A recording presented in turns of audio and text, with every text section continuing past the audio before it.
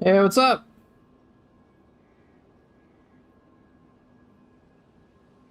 The goat is live. Thank you. Thank you for calling me the goat.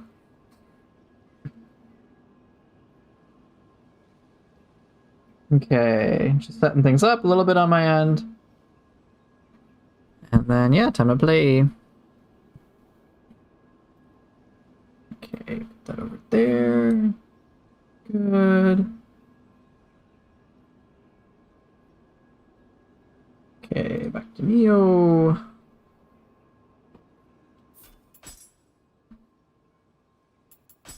I'm gonna be weird. I'm gonna do dual swords and switchglaive today.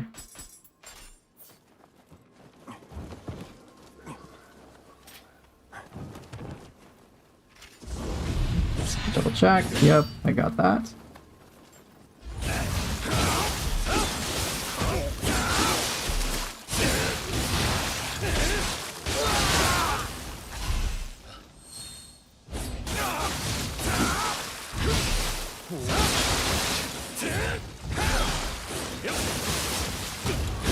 Ah, that's already boring. What's Healy's favorite cereal? Nioh's. Clever. Is it possible to have unlimited magic? Kind of. Kind of. So let me explain. I should have one piece. Come on, Tsukuyomi. Perfect. There's this grace set, Tsukuyomi. If you can get lots of untouched Onmyo magic, but if you get this empowered Onmyo magic, here's what happens. Let's say you use your Onmyo magic item, then you get a buff, you attack a lot with it, and then you get your original item back. So this very much encourages like a battle mage type thing. Hey, what's up? Good evening. Hey, Dark Vante. Hey, Kiel22. Wilder, you don't like lies of P? Sorry to hear that.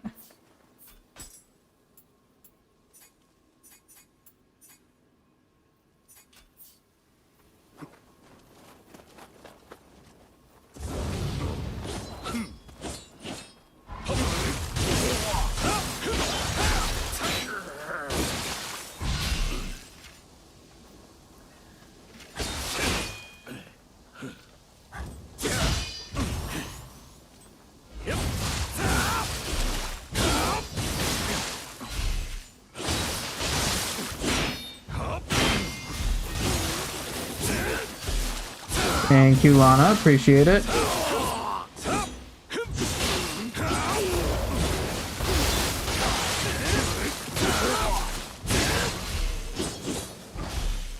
When the Discord server gets a bit more established, are you going to add voice channels or are you going to keep it more like a forum?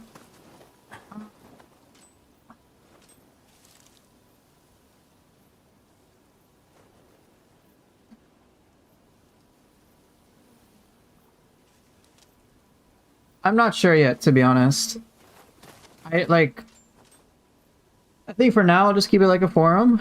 When it comes to things in the future, it just depends on what would be the purpose of the voice channels. That's all. Someone was helping me the other day and just had endless magic that was hitting for 25k damage every time. That's a lot.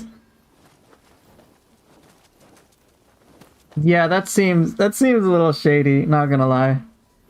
Yeah, voice chat is harder to moderate, but even despite that, it's like I don't know what the purpose of it would be.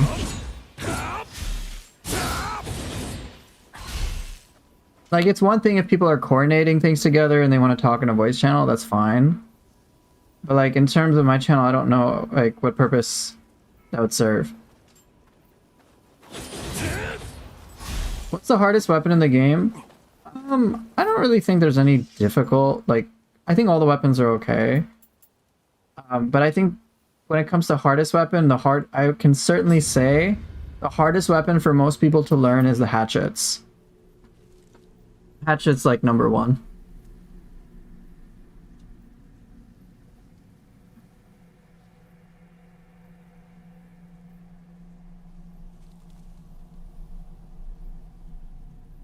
That's what I would say. Alright, so some people just stream their game and voice channel, and people join in and have a chat.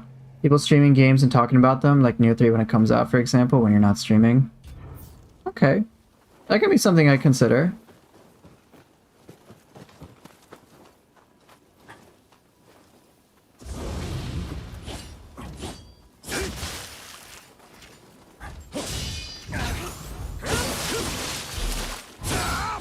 God damn it, did I really have to miss?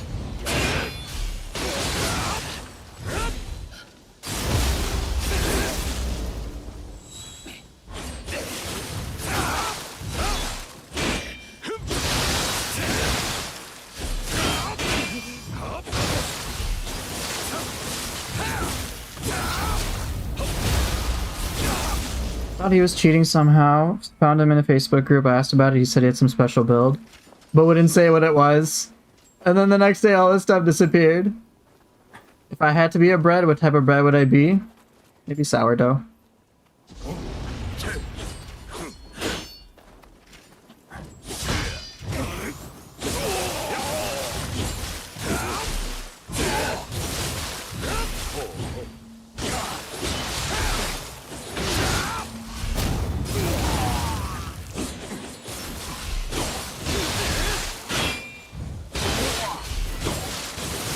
Dude, dual swords, why are you so boring?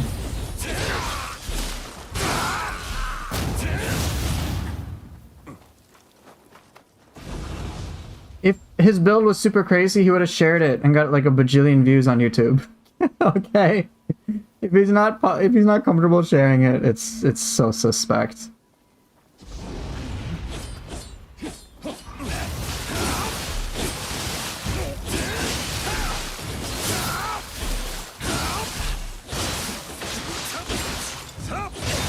It's not gonna work.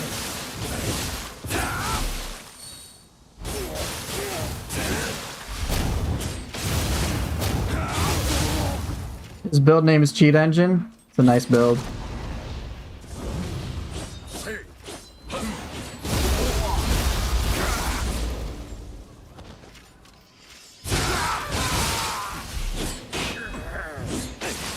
Stupid rock.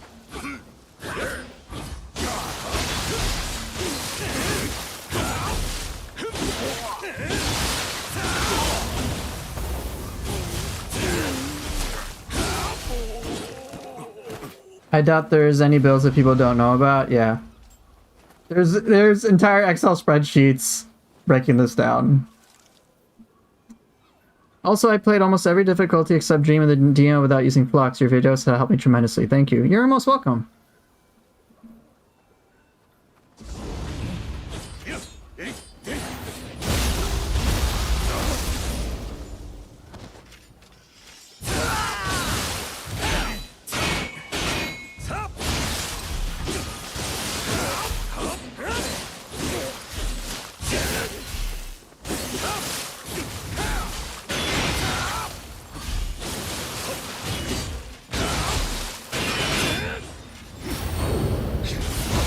Damn.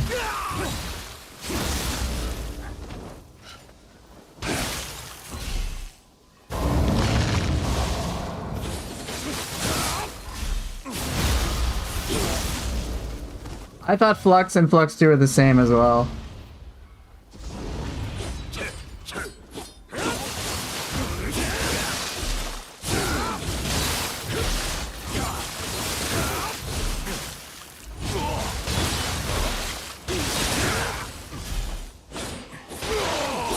God damn it, dual swords, why do you have to suck?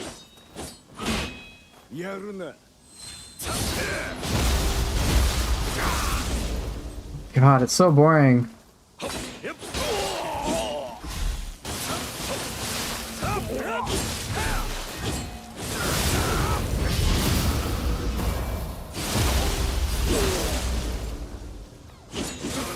Yeah, I really want Nioh 3 to make dual swords better.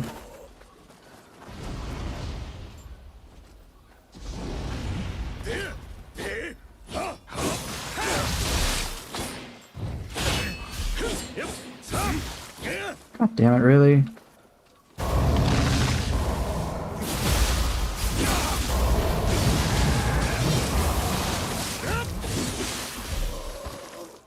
Yeah, duels as a secondary are fine.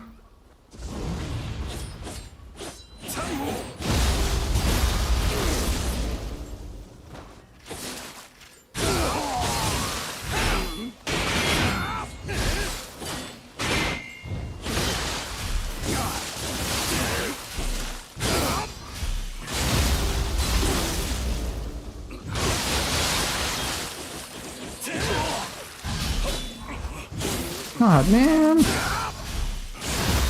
I know, it's a cool fantasy weapon, but in game it doesn't feel good.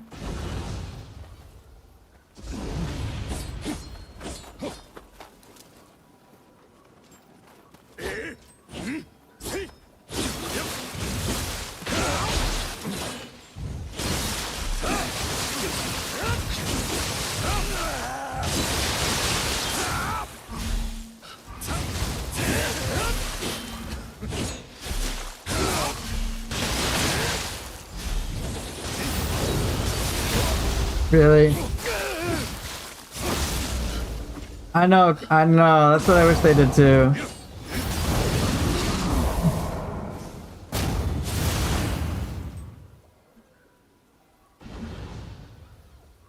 Hold up.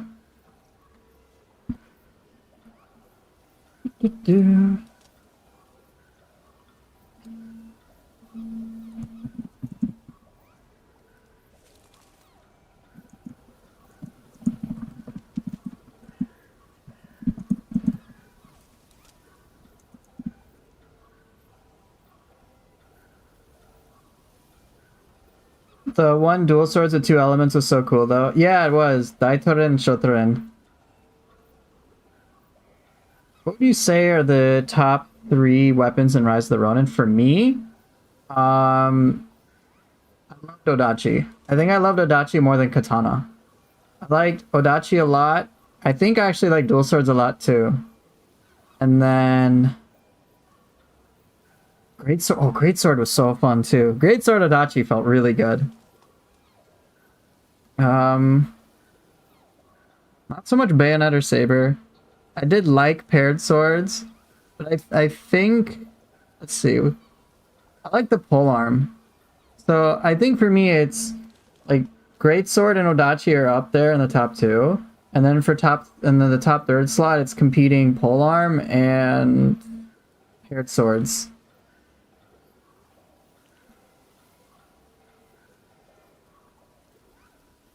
Yeah, Greatsword and Odachi, it feels so fun. So fun to play with.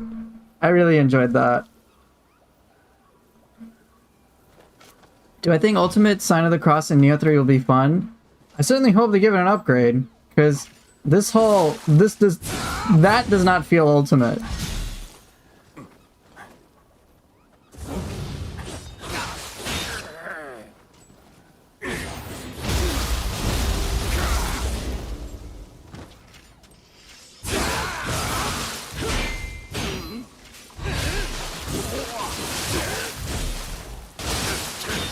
Bruh.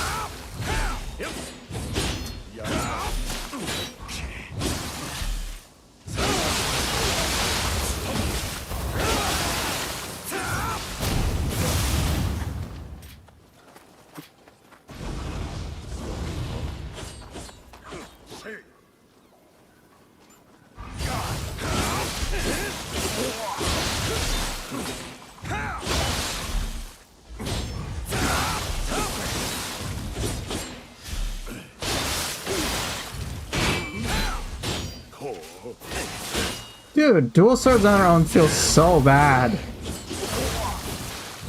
That's a skill. I'm trying not to do skill expansion mod things, specifically for like a YouTube clip. Holy shit, this is so boring.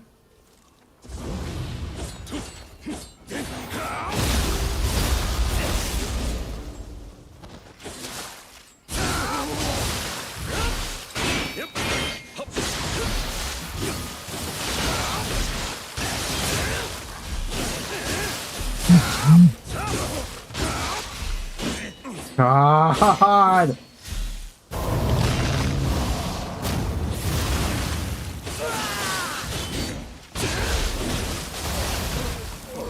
Yeah, dual swords get a lot of hate today. Yes, they do.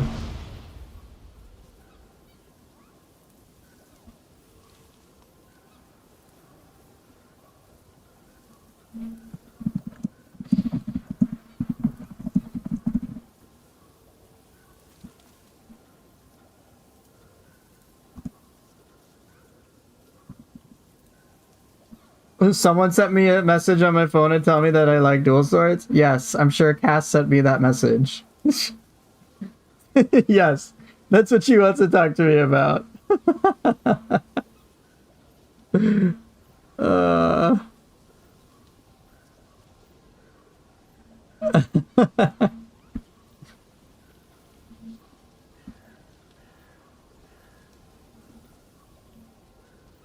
Nah, I'm not a dual sword enjoyer.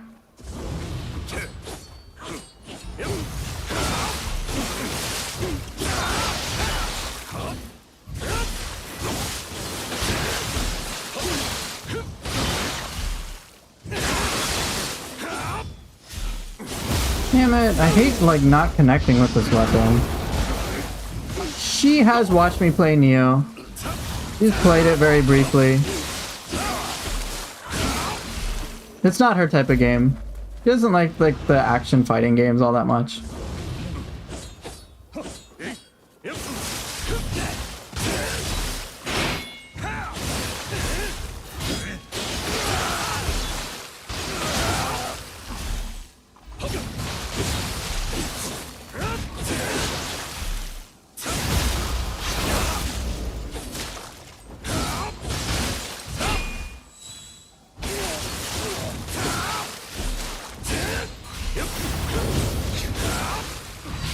Dude, dual swords.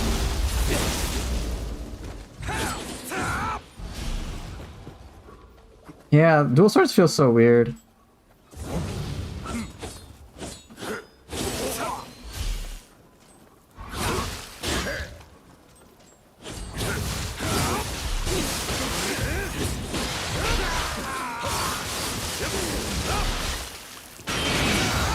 This feels so bad. Cure the human enemy is just not working.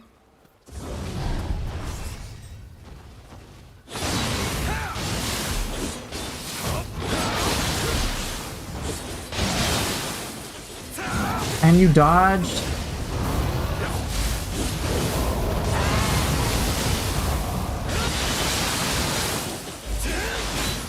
Did they have any like perfect block parries? Closest thing is piercing wheel, but that doesn't really count.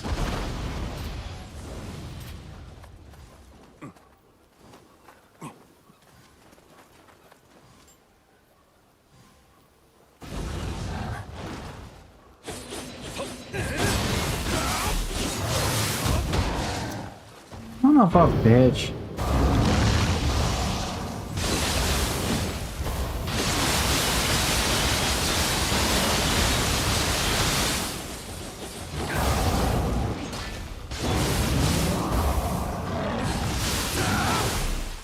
Yeah, it's...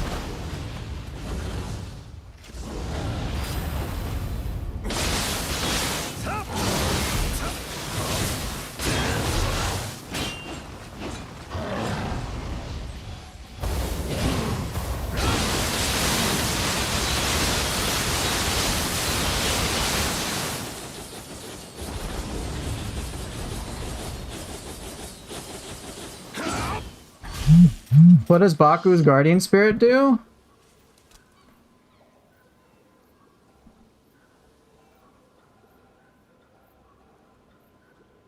It does corruption and then imbues paralysis over time.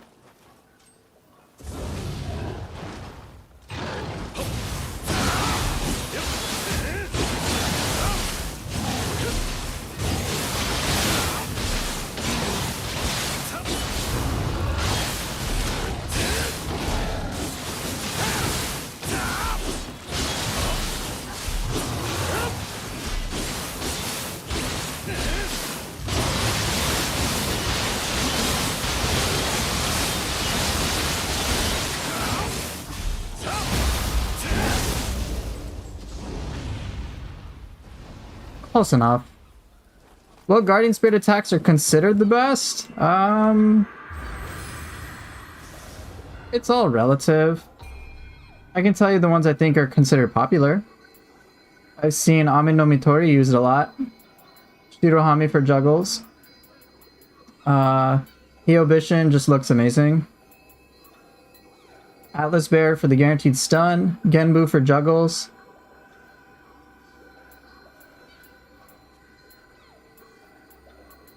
This one's interesting. Sirsha is pretty ridiculous for the Amrita gauge bonus. Like, it's like 200+%. Oh, it's very good for purity. Janamecho is nice for the AoE. This is good for purity as well. Yeah. So, for dual swords, juggles, do they allow you to juggle? Very briefly.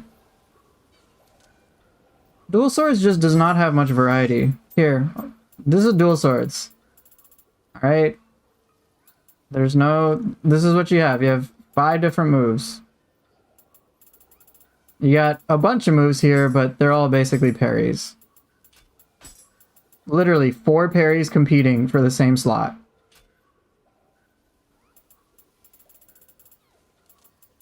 And then contrast that to freaking sword, which has a lot of variety, or fists, which has a shit ton of variety. Dual swords gets monotonous very fast.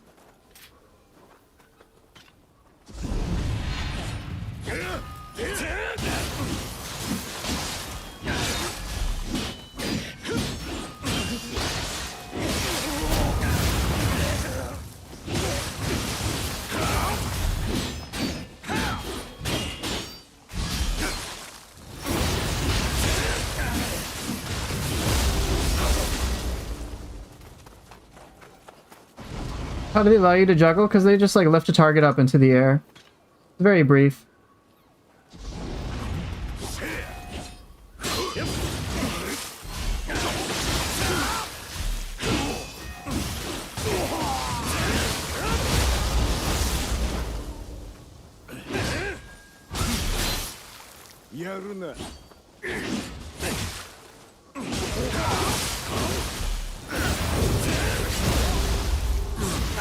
Nioh 3, you're saying that they're doing the same thing as the skill expansion mod? I would even say even better. Does that mean you can use a skill with any button? There's a lot more skills I can use per buttons. It's not as limited. So like, for example, with fists. Well, actually, let me talk about what I could do with sword. So in Nioh 2, sword's Morning Moon is limited to high stance. Right? So with some pre-shifting tech I found out, I could do Morning Moon in mid stance and in low stance.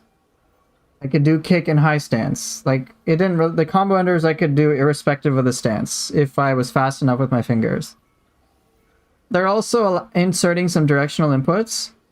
So like a forward strong or a back strong or a side strong will give different skills. That's better than what we have here.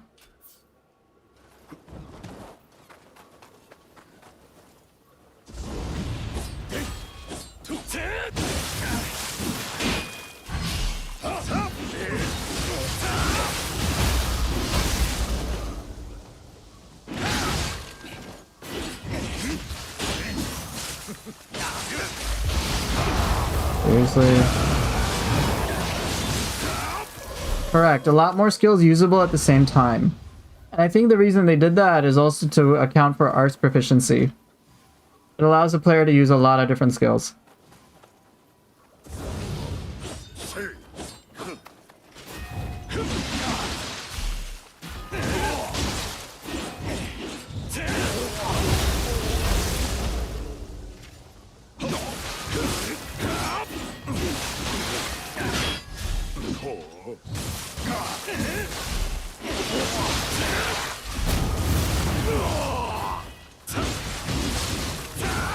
That's okay.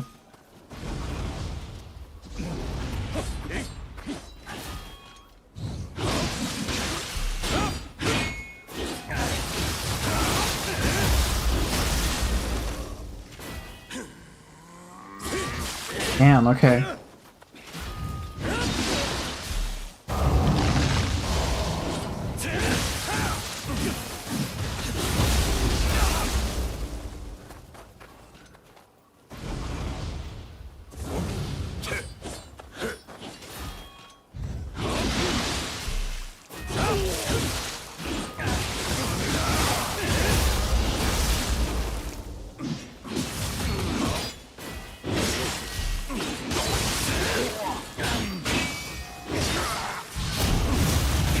God damn it, bad camera angle.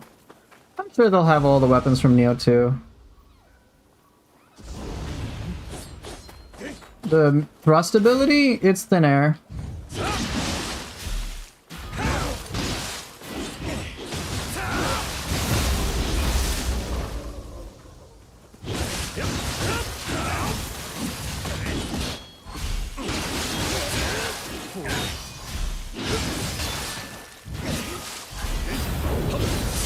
Damn it.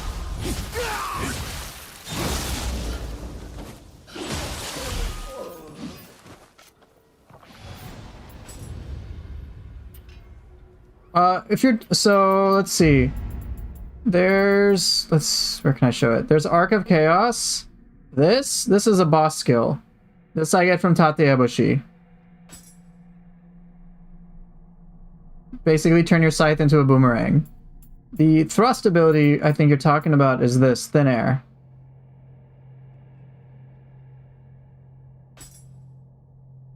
This you get natively. Yeah, Frost Moon moves. I want Frost Moon. So good.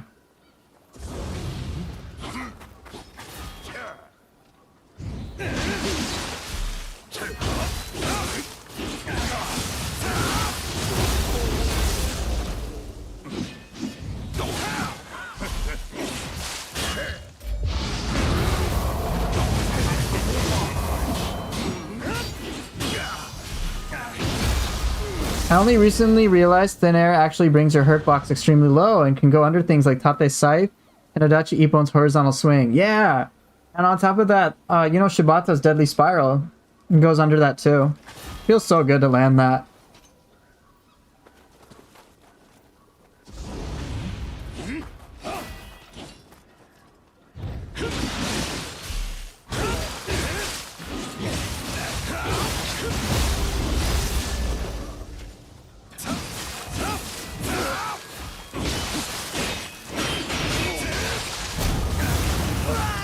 Yo, Switchglaive, why are you doing Switchglaive things?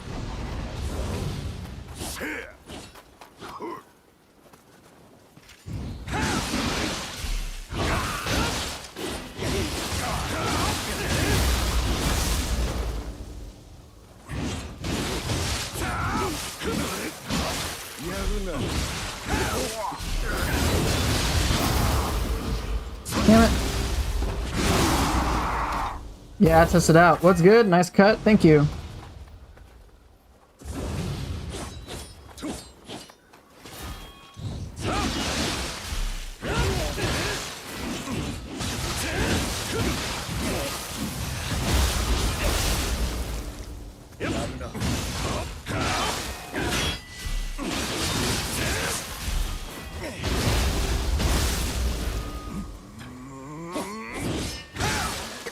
Damn it, it was so close, but really cool. Thin Air? It's this one. That's Thin Air.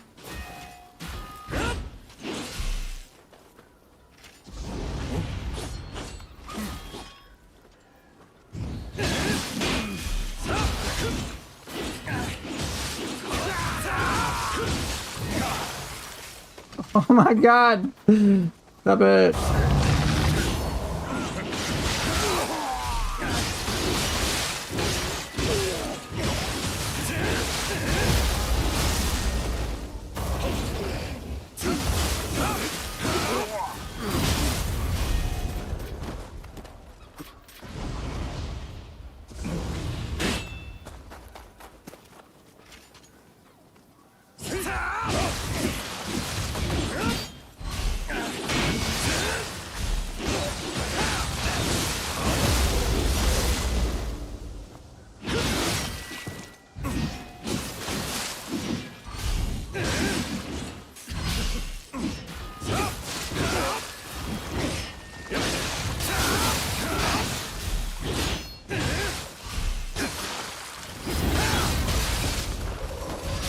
Yeah.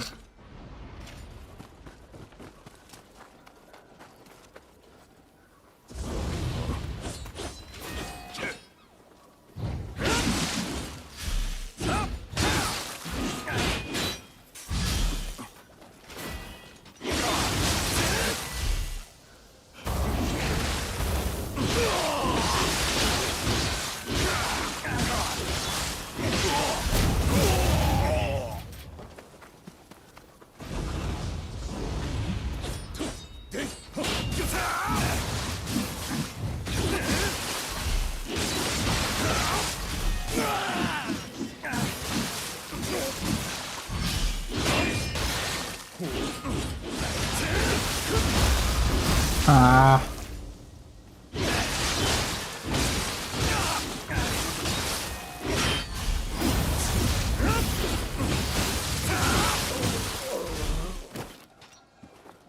I was searching the Nioh community Discord for info and stumbled upon a message of yours from I think 2020. Something about making your own Reddit, wiki being bad, frustration, and the community. What's the story behind that? Oh wow, that's several years ago. I think at the time I was just really frustrated because I didn't feel like the Reddit, a lot of the community, things of that nature, were really giving good information to other people. So I remember, of course, I was trying to say like, hey, here's my stuff. But usually a lot of it would get taken down for self-promotion. And so I felt that the rule behind self-promotion was a little too tight. Like, I was trying to give the community something of value. I'm like, here's a guide. Like, sure, of course I wanted, like, some attention.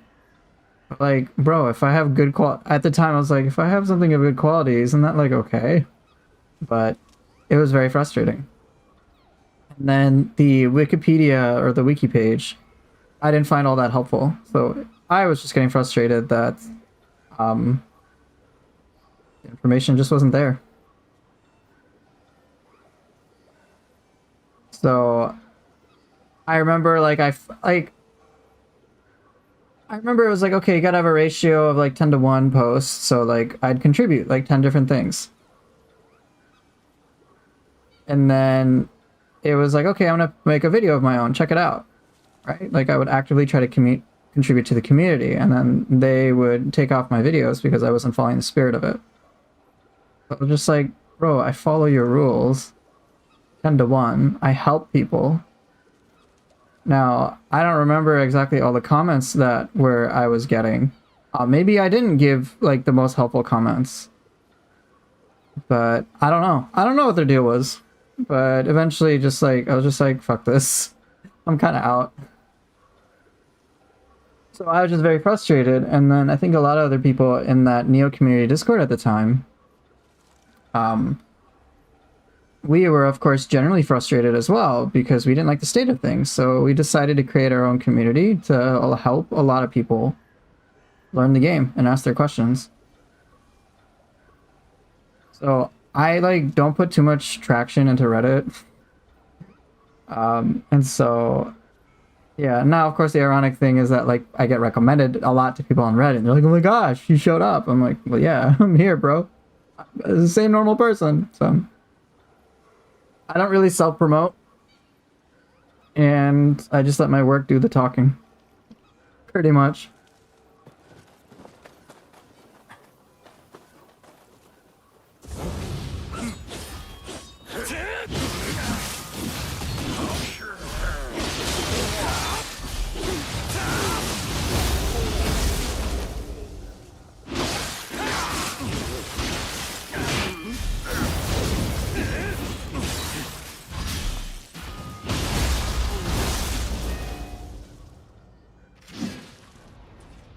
Maybe. Yeah, like, Reddit is... There's a specific type of people that frequent Reddit a lot. And they tend to have very, very loud opinions that I think are, like, just basically really hot takes.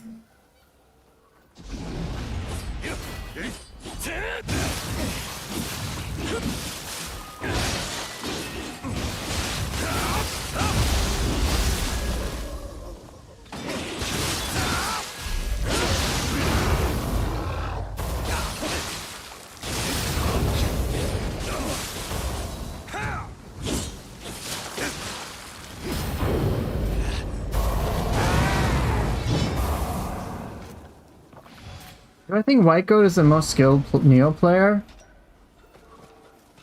Honestly, I don't know who the most skilled Nioh player is. I know general categories. I think White Goat is one of the best players for sure. What defines when someone's most skilled? Like, I could say, hey, I think Lastalo is the most skilled. But... And I would say that because I've learned so much from him. I think White Goat's a good player. I think there are a lot of good players. The most skilled player probably doesn't even have a channel in reality. Probably.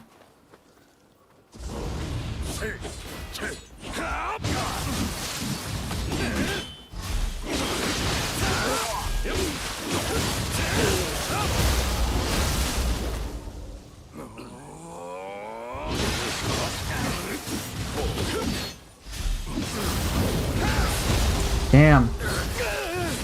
The Nioh 1 video versus Sonata solidified it for me. Yeah, that was really cool.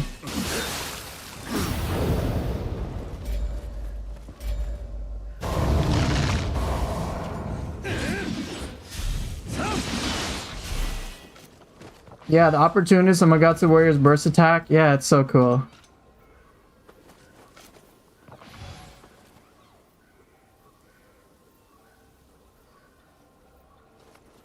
Like, I don't consider myself the best player, but I don't care about that anymore. I'm, like, purely obsessed with having fun. So, like, I don't even do a lot of the things that Japanese players do, for example. Because I don't give a shit about item cancels, for example.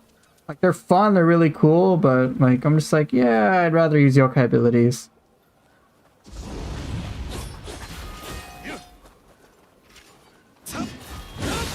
Dude, come on.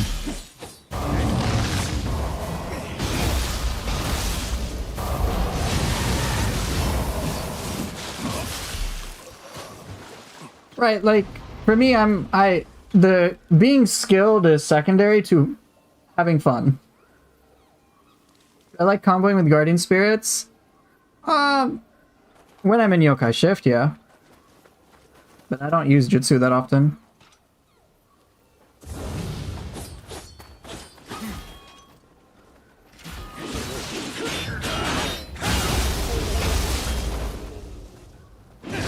God damn it. Lastalo dodging Yoshitsune's Sacred Bird Cry with Raijin. Yeah, that shit's really cool. I don't know if I've ever done that. Once I was able to do that for Magatsu Warrior. I've never been able to replicate it ever since.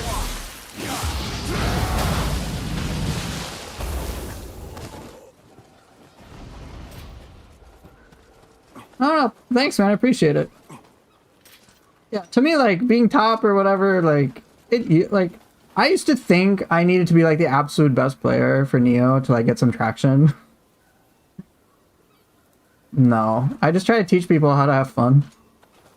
That's really it. And I happen to play well. Which is cool.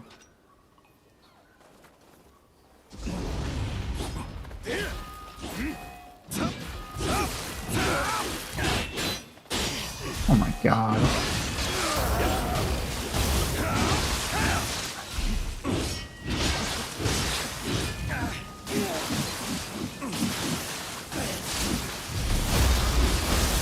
Make your play look like a cutscene, basically. I just try to teach people Nioh. Like, me trying to be 100% the best is, like, secondary. Yeah, Lastalo does some really cool shit.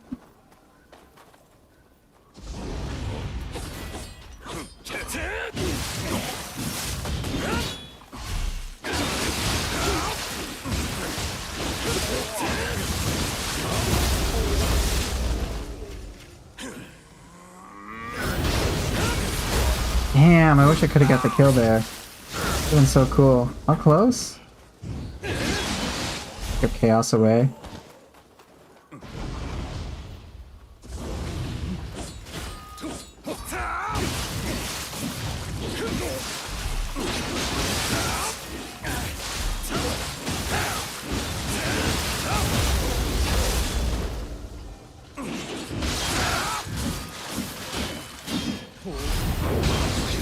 Damn it!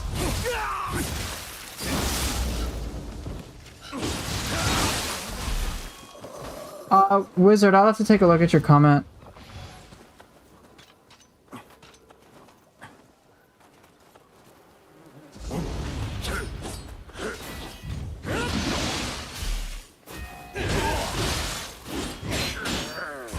Come on. Alright, let me catch up with chat.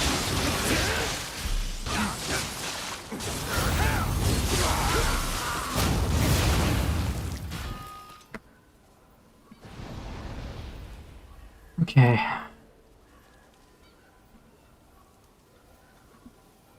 So, Shirokage, I beat Saito Toshimitsu today. Congrats! Took hours, grinding, more levels, better gear, more hours, but I'm happy and satisfied. Yes! Saito Toshimitsu is a piece of shit. I'm glad you killed him. I'm glad you stabbed him and defeated him.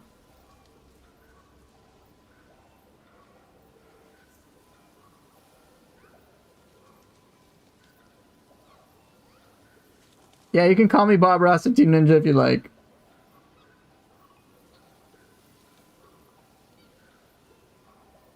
I think Axel's great. Like, Axel's a speedrunner. He speedruns really fucking well. I'm like, God damn, dude, how do you come up with this shit?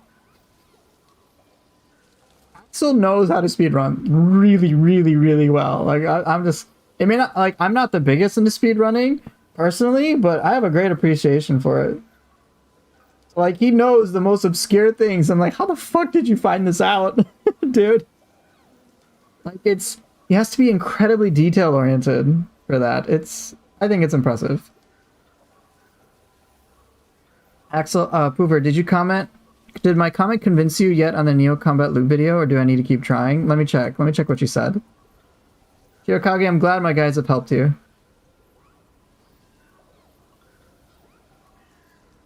Yeah, you remember seeing Axel item canceling door opening? Yeah, yeah.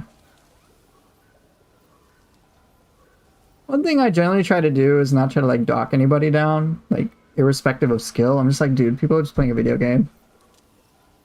Just, like, have fun with it.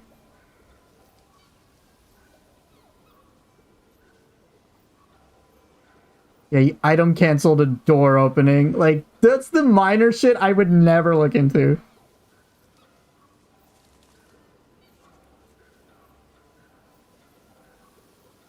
Alright, so Wizard, let me see what you said on the combat loop video. I gotta check it out. What'd you say? You said, good job, perfectly executed answer, as you could hope for a clip stream. Answering such questions and clipping them to release for Nioh 3 would be good. Some videos I would like to see, both for Nioh 2 and 3. I'm not sure what titles or how to categorize it yet, but the idea is this. So then we're talking about, like, a comparison thing. Yep. I'm totally down to do that. Yeah, I like that. Yeah, I could easily do that type of stuff. Easily. Poofer, how do we deal with ego in video games? Whose ego? Ours or other people's? Dude, speaking of Axel, that guy has crazy commitment to do a speedrun from new game all the way to Dream of the Nioh. Beats fucking everything in like 10-12 hours. I'm like, how, bro? How do we deal with our ego with video games? So describe to me, what do you mean by ego? Because I can think of many different things.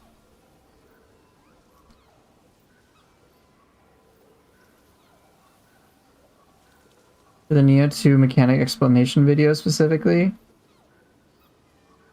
Yeah, I can do comparisons, like, here's what it is without said mechanic, here's what it is without. By the way, since you mentioned Metal Gear Rising in the Discord, if you do play it, make sure you do the Jetstream Sam DLC. I have heard many positive things about Jetstream Sam. Okay, so Silver's asking, what are the benefits to mid-stance Hatchet's Throw compared to low-stance Throw? Because low-stance gets pushed back. You can still hit 2 enemies, while mid-stance just get a bit more damage and hitbox. Let me take a look.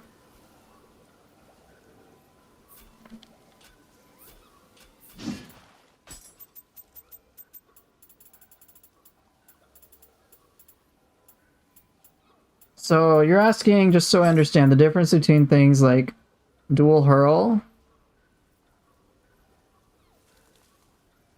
versus, say, chain hurl, right?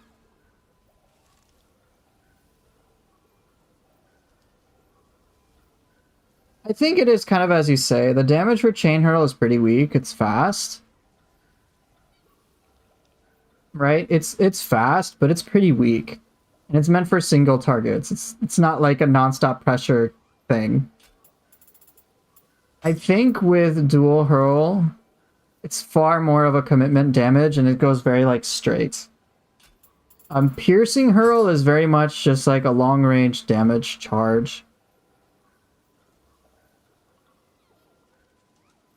So it's like 1 strong hit versus 2 potential hits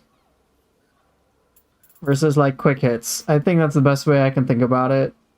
It's unfortunately not the most clear aside from what we see visually.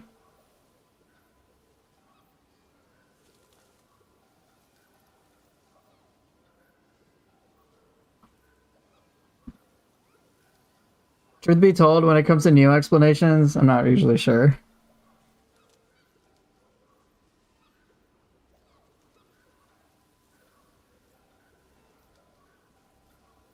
Okay. So, for example, I can play a game. So goes back to the like, how do we deal with our egos? For example, I can play a game, a PvP game, for example. I know my skill level, but when I'm going against someone for real outside of practice, I play like crap and overthink everything and lose. In scenarios where I'd usually win.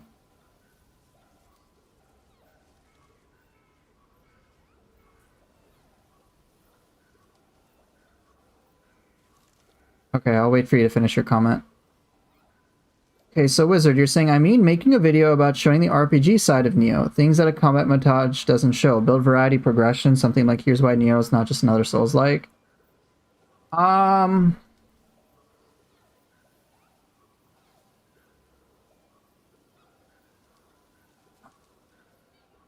have to decide how much I want to go into the RPG side. Because my whole shtick is less about RPG side, to be honest. Like, I'll include some.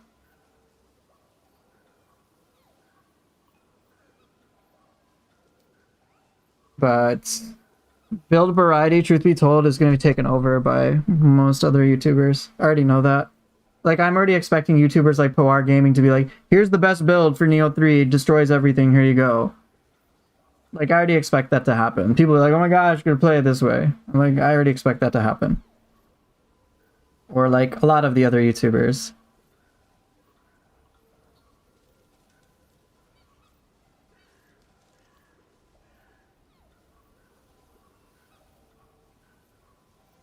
So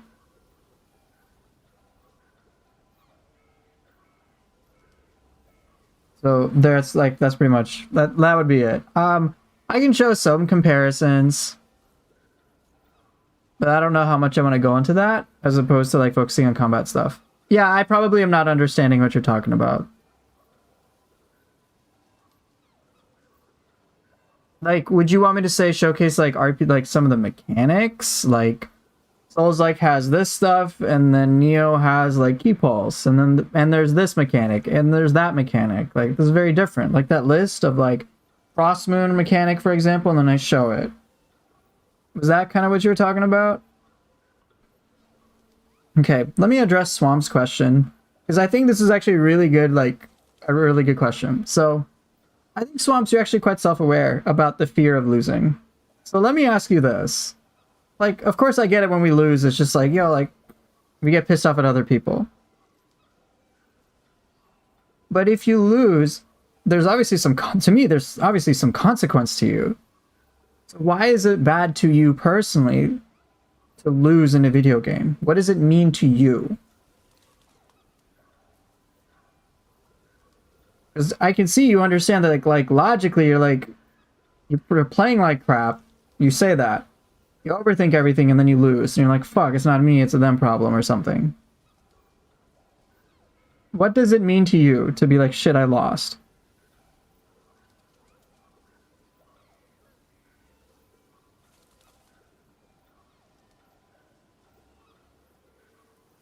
Because to me, what I think is happening, Swamps, and correct me if I'm wrong, is that losing in a video game means much, much more to you. Is much more symbolic to you than just losing in the video game. It hits at like, shit, I am personally inadequate.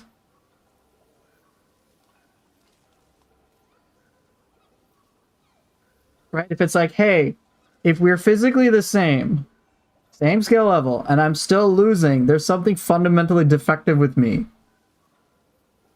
And then that can hit a whole other host of things where it's like, what happens if you're personally considered defective?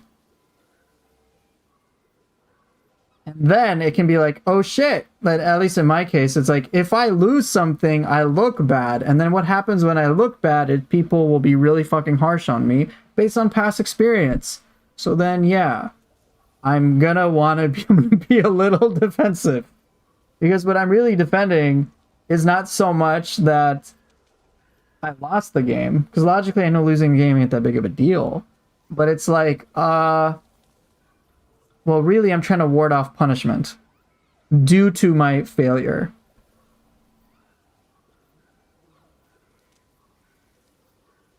Because I have learned if I am not good enough, I don't get treated well.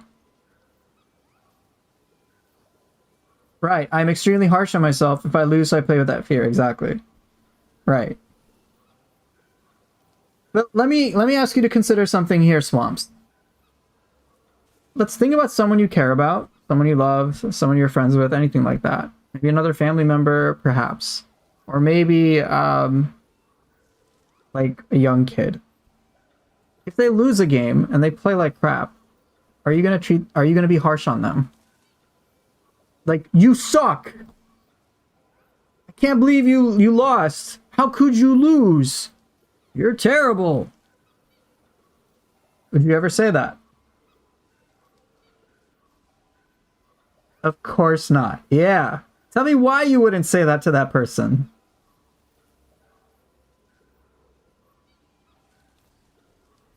You would tell them, well, yeah, what would you tell them? You'd tell them, go ahead, try again. Probably something like, no, it's okay.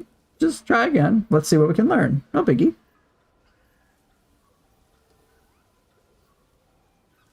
Something to that effect, right? So I think this points to a very interesting issue that I think I can relate to. Right, it's hurtful. You wouldn't, you know how painful it is. You would never do that to someone like that. In the same way, if someone has done that to you, that's kind of bullshit.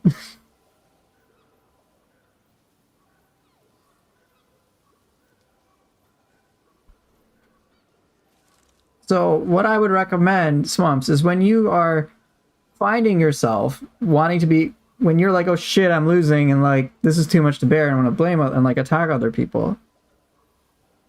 I want you to be mindful of how, if the situation were flipped and you saw someone losing the same way that you did, how you might behave instead. And then apply that type of thinking to yourself.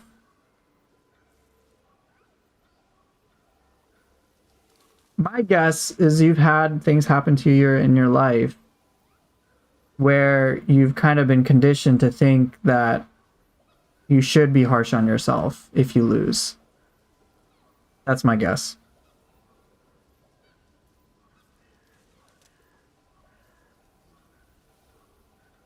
I'll tell you a story of mine, actually, because I can relate. Just avoid dying? Yeah, good luck. I'll tell you a story of mine, all right?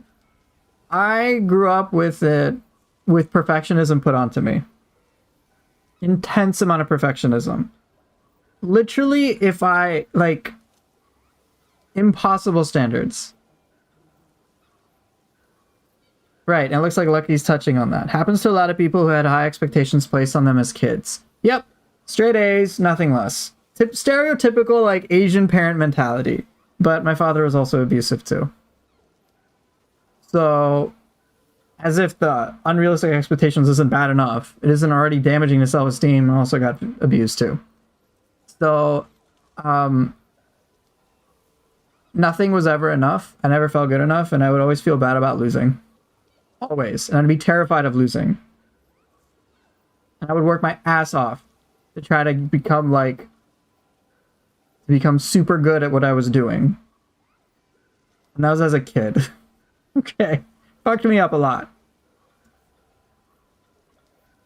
And so when I was put into situations, and sometimes I might act like a sore loser, for example, or I get really frustrated or sour, I was reacting to the treatment I grew up with as a kid. And that lasted well through my teenage years. It was like so bad that even in college, if I was getting like straight A's, it meant nothing emotionally to me. But one thing I've kind of learned over time is that a lot of the ways that I was mentally treating myself and conditioned to think was not something that I chose. It was something that was put onto me against my will. One thing that helped me is that I have started to basically just practice living out the life, the values, and things like that based on my own beliefs. Which is why, Swamps, I had asked you, would you do the same thing to another person? You're like, no, fuck no. You're like, no, I'm not going to do that. Of course not. I'm like, just try again. I know how hurtful that is. I'm not going to do that.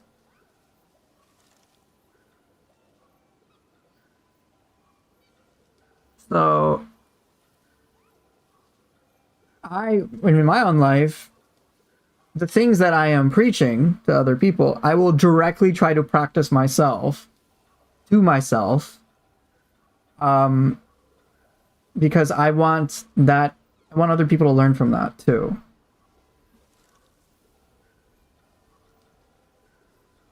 Made me realize I was scared for myself. Hey, I'm glad to help.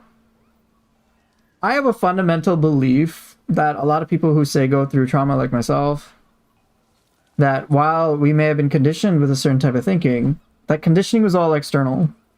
But the more we bring out who we are internally and decide how we want to live our lives, what we want to do, how we want to treat people, etc., how we want to treat ourselves, and the more we can get more towards that and live a life that we're very proud of, behave in a way where we feel like we're in control, just do good things.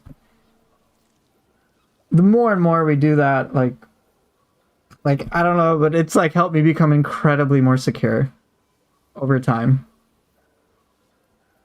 I focus on learning, I focus on trying to understand, I focus on, I guess, trying to grow, if you want to call it that.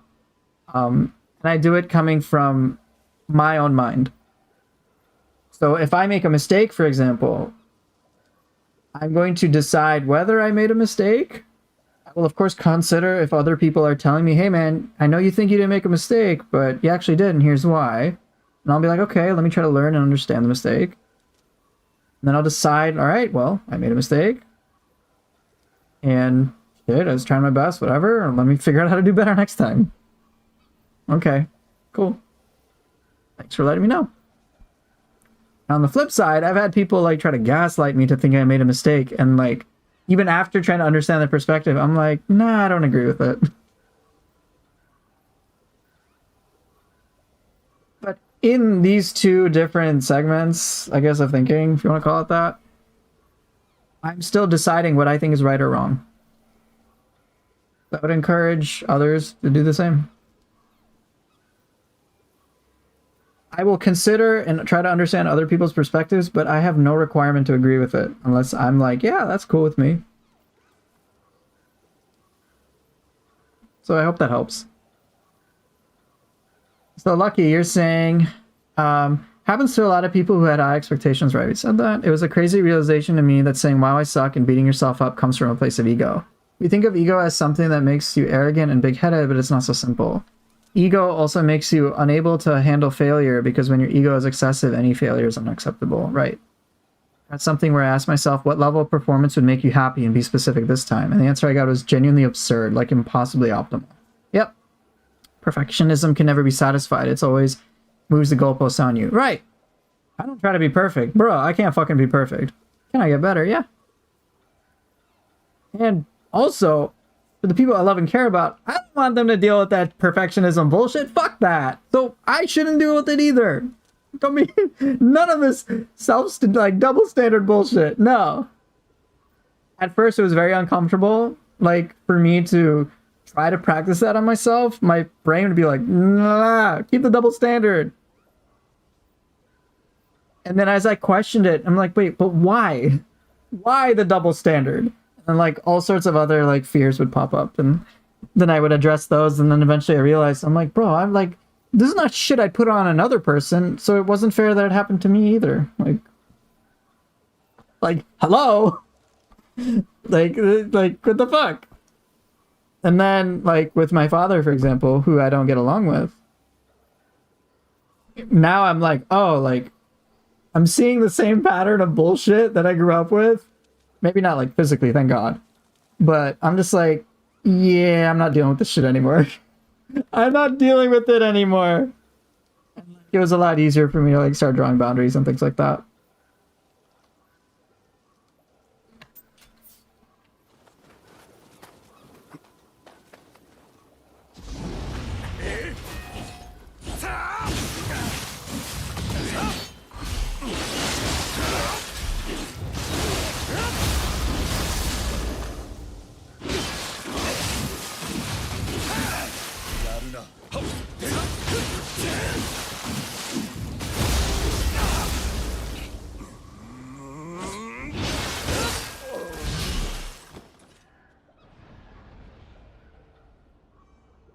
It's acceptable.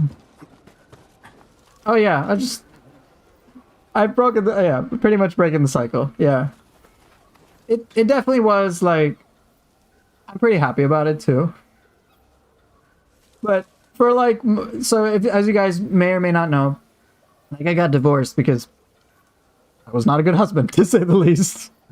And God, I forgot what I was gonna say. I don't even remember what I was gonna say. Shit, I'll remember later.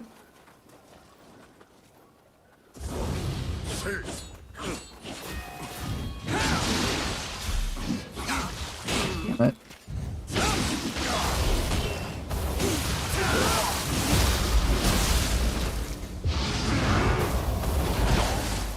I forgot. Forgot what I was trying to say.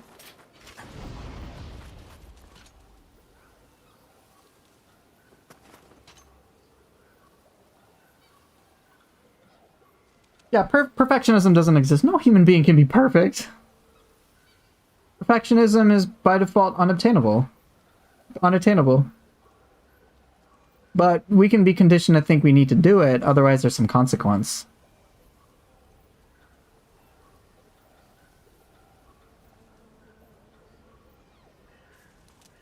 I don't try to be the perfect Nioh player, because guess what? I'm never fucking going to be. What even is perfect, for example, for Nioh? I have no fucking clue. How many people have like the most subjective definitions of best players for Nioh? People will say I'm the best. People say Last Load's the best. People will say White Coat's the best. People will say other players the best. They'll say this game's the best. That game's the best. That's perfect. And then I'll look at it. I'm like, what's so fucking perfect about it, bro? And it just is like, it's just like, who cares? For me after a certain point. And I'm like, this whole pursuit of perfectionism, why again? Like, why does perfect matter in the first place? Oh, it's about having the most fun. I'm like, bro, the whole way we're trying to have fun, it goes totally against this. Exactly, Abod, you're the best Nioh player. Right now, I'll tell you, this is a fact. I am the best player sitting in this seat. I'm the only one. One of one sample size, motherfuckers.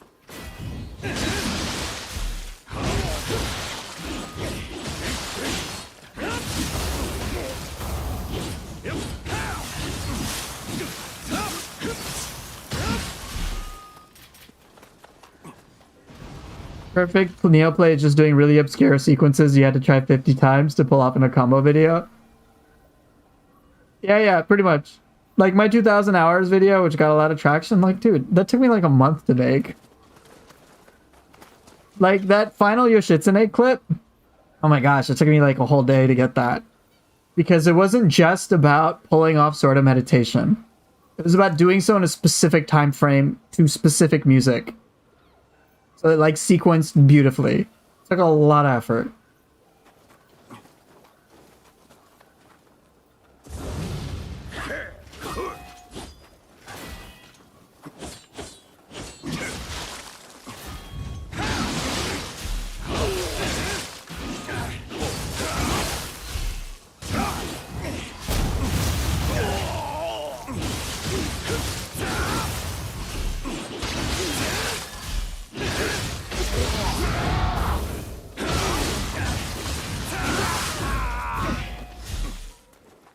Like, in my mistakes aren't that bad. To me, like, mistakes are just part of learning. What I think happens when people are afraid of making mistakes is they're afraid of making mistakes because of the consequences attached to those mistakes. And those are consequences they may not be able, that they might consider to be mistakes they can't fix. Mistakes that are irrecoverable. But then why are those bad? Because of severe punishment. So yeah. But the antidote really is what? Just like people think are just stuck in fear, which is like makes sense given certain mistakes. But really, what happens when we learn? We're making mistakes. Shit happens. Do you see how many mistakes I made in this fucking stream trying to curate one clip for YouTube? like whatever. I get a little frustrated, I try to learn something here and there, and eventually I learn it. No biggie. It's just learning.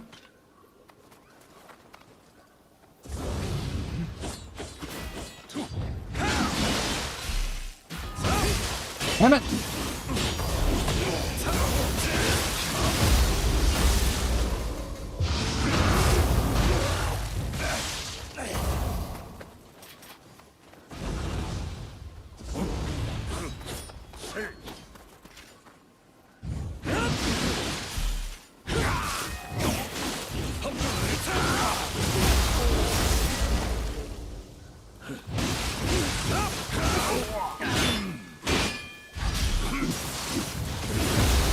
Damn, he blocked. That pissed me off. When you fought a boss, does your heart race? Not most of the time, no. It did when... I remember I was fighting Jack Garland and Stranger of Paradise on Dragon Trials. And like... that's because so much was at stake. And if I died... I had to redo a whole lot. So it was just like every mistake would mean fucking failure. And it did. So my heart rate would go wildly high. My heart doesn't really race now when it comes to Nioh 3 or many other games.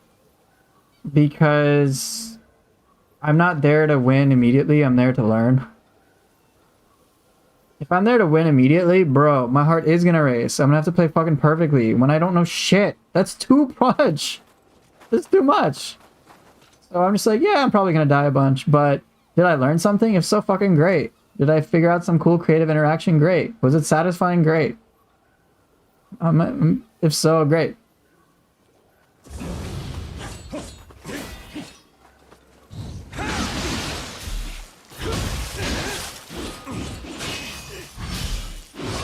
Ah!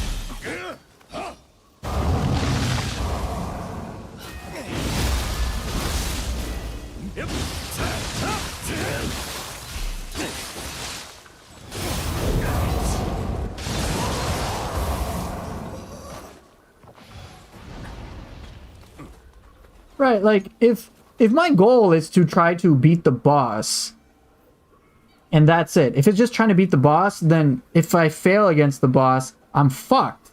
Then I'm constantly worried about, oh my gosh, am I gonna fail? Like, that's just gonna keep hitting me. But if my objective is, I just want to learn something. If I learn something, I win. If I discover something, a cool interaction, I win. then it's a lot more fun. So my heart will race sometimes when I try something super crazy. And there's a bit of risk involved, but like me dying is like, okay, whatever, cool. But I learned something. I will sometimes get my heart will start to race when it's like, oh shit, I pulled off a combo video for like 2-3 minutes, and like I really want this one thing to land. And like I'm like super nervous about it, but it's very acute. Versus like this chronic stress that's happening throughout the entire fight because of this one condition. Like when Nioh 3 comes out, you're going through your first playthrough, new bosses and such. You can see kind of how I handled it in the alpha. I was nervous about some things, but eventually my priority was just like, well, I like gave up the whole like trying to beat the boss on the first try. That's so stressful. I was just like, can I win in a cool way? That was my personal goal. Can I engage in the game with a cool way? Can I have most fun in the cool way? So then I focus on how can I have the most fun, which is like super chill in comparison. Right? Me having my perfect boss fight isn't going to happen immediately. It's not. It's going to take a lot of time, a lot of practice, and I'm okay with that. I accept that. I accept I'm going to fuck up a lot. It's going to happen. Even in the Nioh 3 Alpha, like, boss videos I have, like, I'm just like, oh, I could have done this a little differently. Right? But I'm going through the first playthrough, the new bosses. I'm just going to be there to experience shit. I'm not even, like, going to try to... My goal isn't to super style on those bosses right away. Like, it's just not going to happen. I have to learn a lot. So, my job, I'm just putting all of my nerves towards what will... like understanding the game mechanics, getting good with those, practicing those, learning those, trying those out, testing those things out. How do you switch mindsets like that? It's a practice. It's something to be practiced. Am I into fighting games at all? Smash Bros, but pretty casually. Switching my mindsets is a challenge. That's basically, hey, I'm changing my brain. But it's just like changing any habit. It's just takes some time, some dedication, some practice. There's no like special sauce.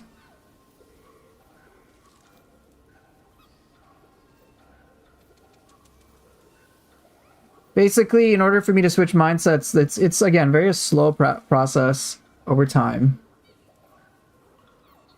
They're almost like when we're changing what we're doing in our minds, changing our mindsets, there's going to be like withdrawal symptoms associated with that.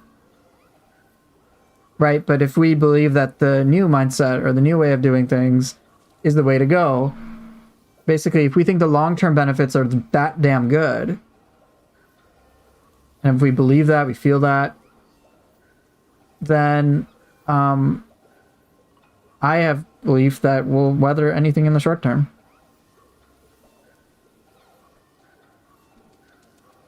Lana's asking me, was I ever nervous about streaming? Yes, absolutely.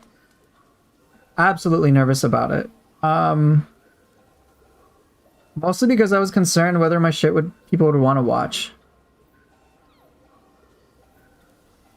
I was like, hey, are people gonna want to watch my shit? And then what I did, as opposed to creating something that I was more proud of, I focused on how can I create some things that other people will watch without filtering out, hey, like, do I even want everyone to watch this shit?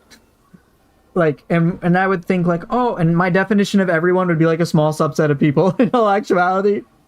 But it's like, no, consider everyone. And I'm like, now it's like, well, technically no. All right, Wizard, thanks for your patience. Oh my God. I'll try to understand, okay?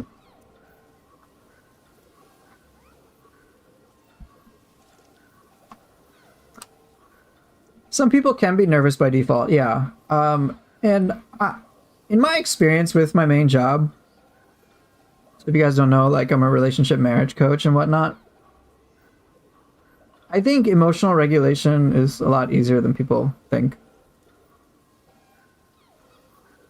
Like, legit, like, I've been diagnosed with depression. Okay, I'll get to that, Lana. I gotta go with Wizard's comments. So I'm gonna just keep practicing Switchblade stuff. Um, and then I will respond in kind.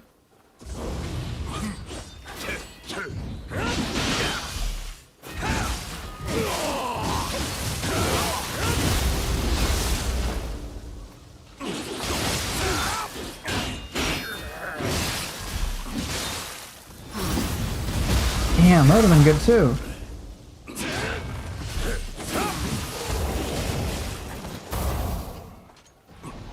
Yeah, I'll talk about it, Lana, because I help people a lot with their emotions. I can give some stories. I'll definitely tell you.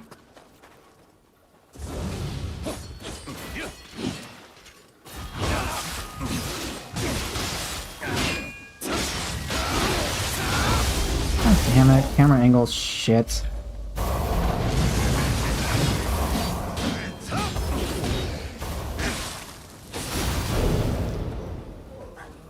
Okay, Wizard's done. Time to answer. Let's go. Okay, let me make sure I properly understand this. So this is for Nioh. Oh, wait, hold on. Okay. So this is for Nioh 2. There's a combat montage I can show to people. Some people will see it and will be sold just from that. But it doesn't show the depth of the RPG side, something the other half people who are maybe theory crafters, like making builds and enjoy progression. The MMO players would be interested in. The depth that FromSoft don't give you. Okay.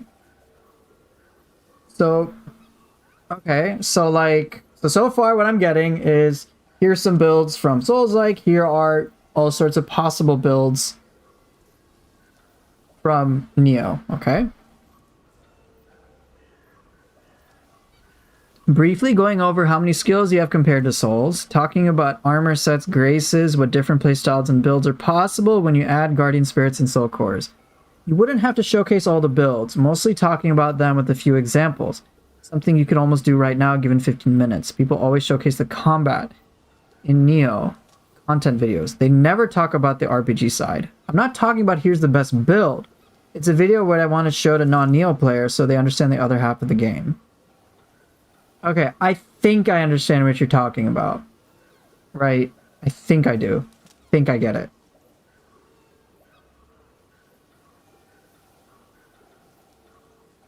So, it's...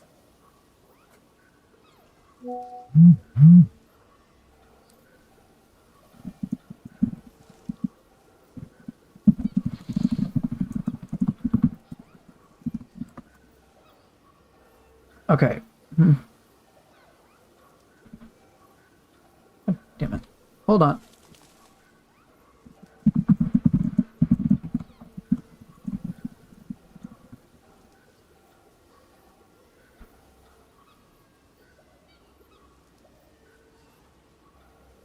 Okay. Let me make sure I got a good grasp on this. You have done a great job explaining yourself. I just need to make sure I understand. So I think in like the context of Nioh, right? There might like compared to like Souls, my experience with like Bloodborne, it's like you have one build for a weapon, you have like a dex build or a strength build or a magic build, right? And it feels pretty much just like one type of thing. But what Nioh does really well is it allows players to be very, very creative. Like, it's not just you're locked to one style of play. It's like, no, you want to do Switchblade with these types of things? Here you go. Like, you can make anything possible. Oh, you like infinite magic? Here you go. You can also have infinite magic with this type of weapon. Like, there's so many different options, right? So that makes me think of it in line of like the videos I made about how to make your own build. Just showcasing some of that, just like brief clips about like, oh, hey, here's some like random build. Or here's some mechanics that you can use. Does that kind of touch on what you're talking about?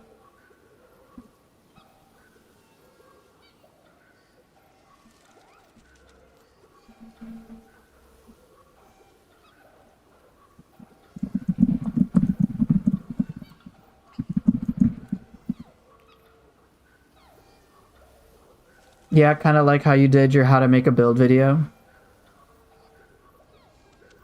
Okay. I can think about that. I'd be willing to make like a short video about that. Alright, am I gonna actually play? Yeah, fine. I can't do the switchblade thing, I'll just leave it. I got dual swords though, so I think that'll work.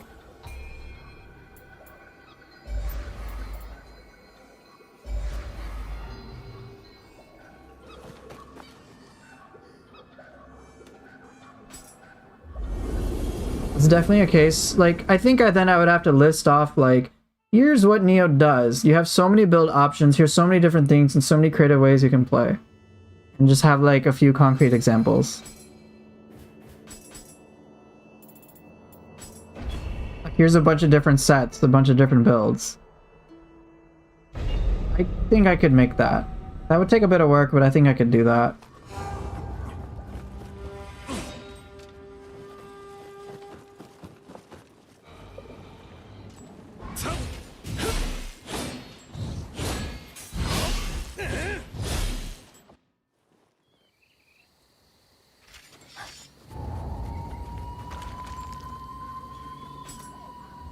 Yeah, like I expect, like, okay, so most mainstream build videos will be like pretty one-dimensional.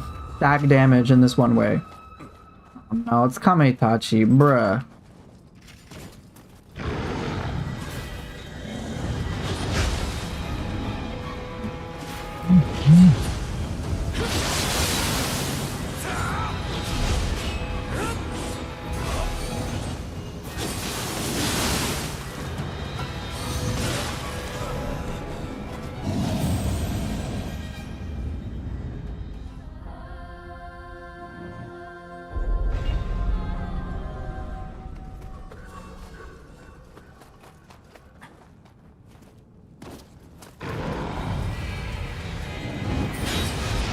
It is cool, yeah.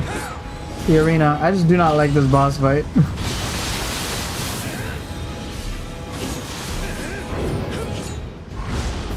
Oops.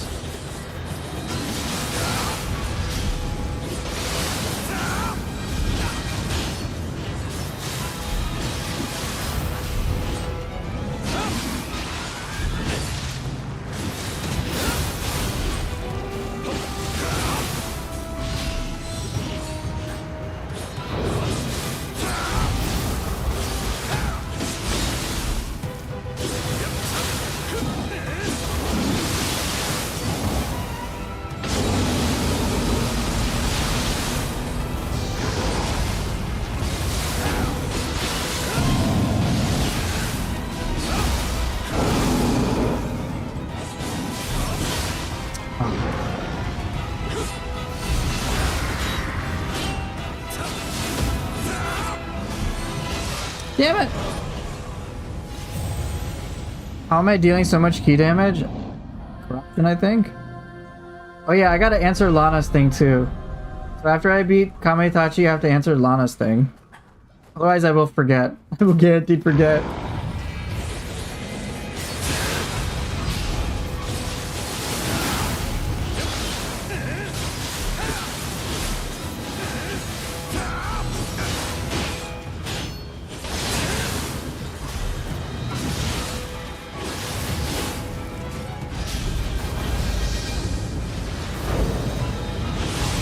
Oh shit, there's that one. Oh no! I'm getting distracted.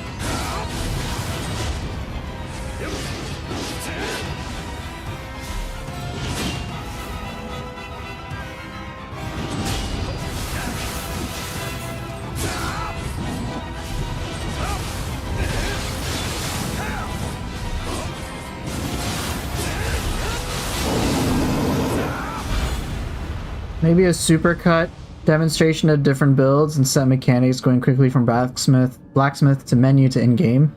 And then a style of a combo mat could work. Sure. Yeah, I think that's a cool idea.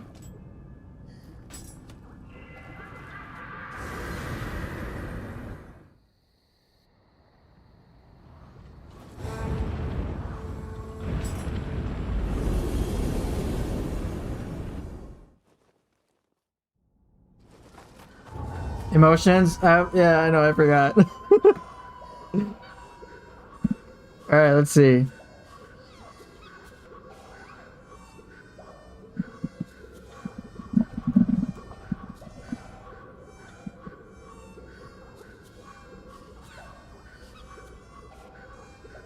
That's something I will consider. I'll make it succinct because I just want to introduce. And that's in that situation, I would want to introduce people to some possibilities to get curious.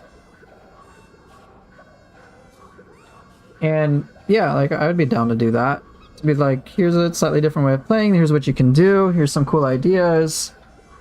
Have fun. Try it out. And really to sell the point, so to speak. That Nioh can be played by anybody. You can go build side or style side. You can play it how you want. You'll have fun. That's what I like about Nioh. It's very inclusive. Okay, let me catch up with what Lana had asked me about. Oh yeah, the nervous.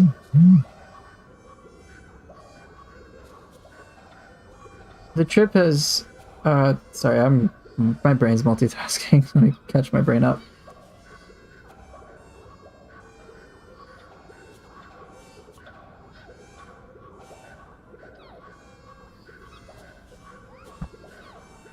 So Lana had asked me some time ago, when did you play your first Team Ninja game? Probably the first Ninja Gaiden that came out on the Xbox.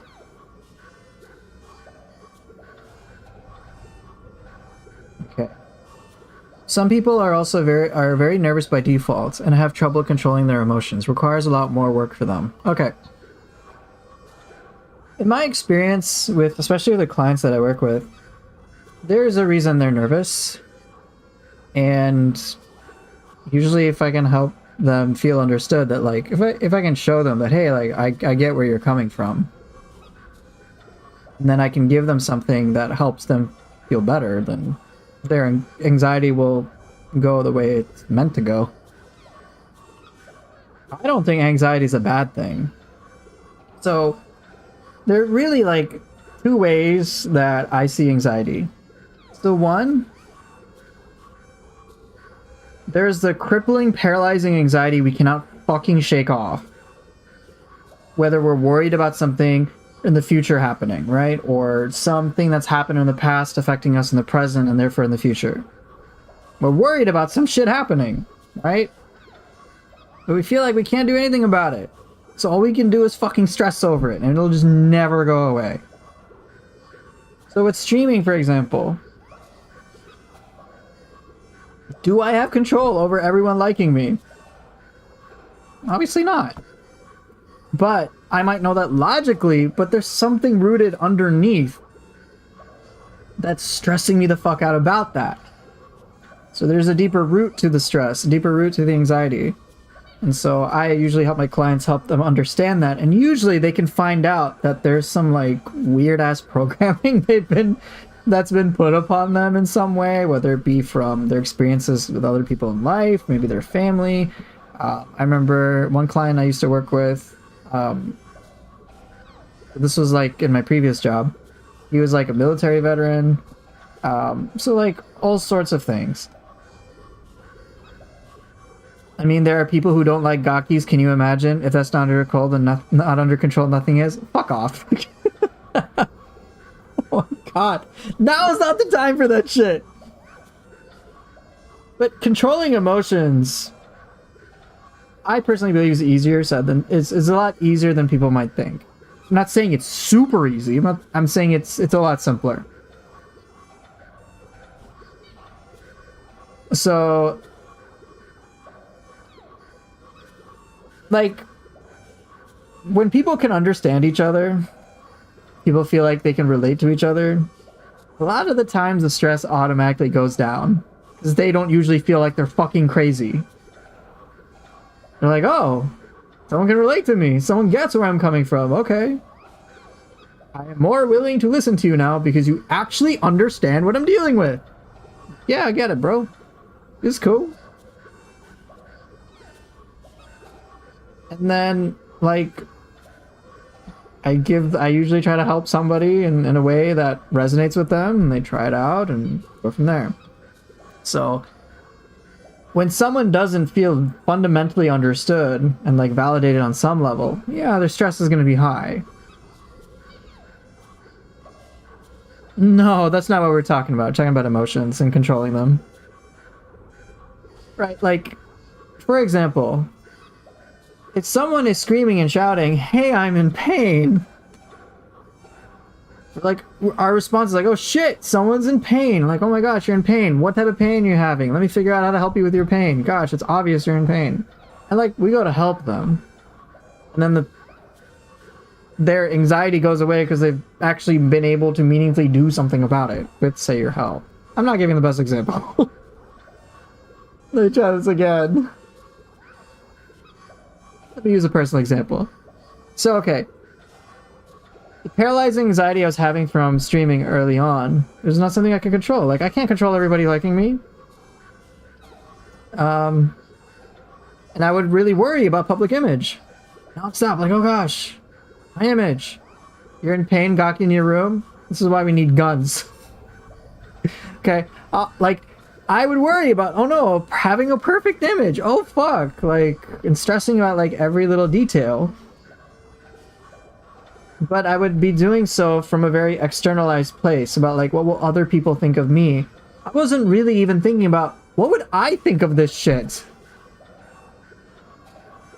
Because here's the thing, other people, whatever idea I have of other people is kind of fucking out of my control. And in my case, like, the other people weren't even that healthy for me. Right, so it was an uncontrollable thing. So yeah, I'm gonna be stressed out about it. I can't do anything about it. I can't. I could, theoretically, have absolutely perfect gameplay for Nioh, for example. And someone could say, bro, that's shit. I can do better. And I do get comments like that. I can't control that. Especially not from here, and even me trying to control their people's opinions is a bit fucked up, as it is.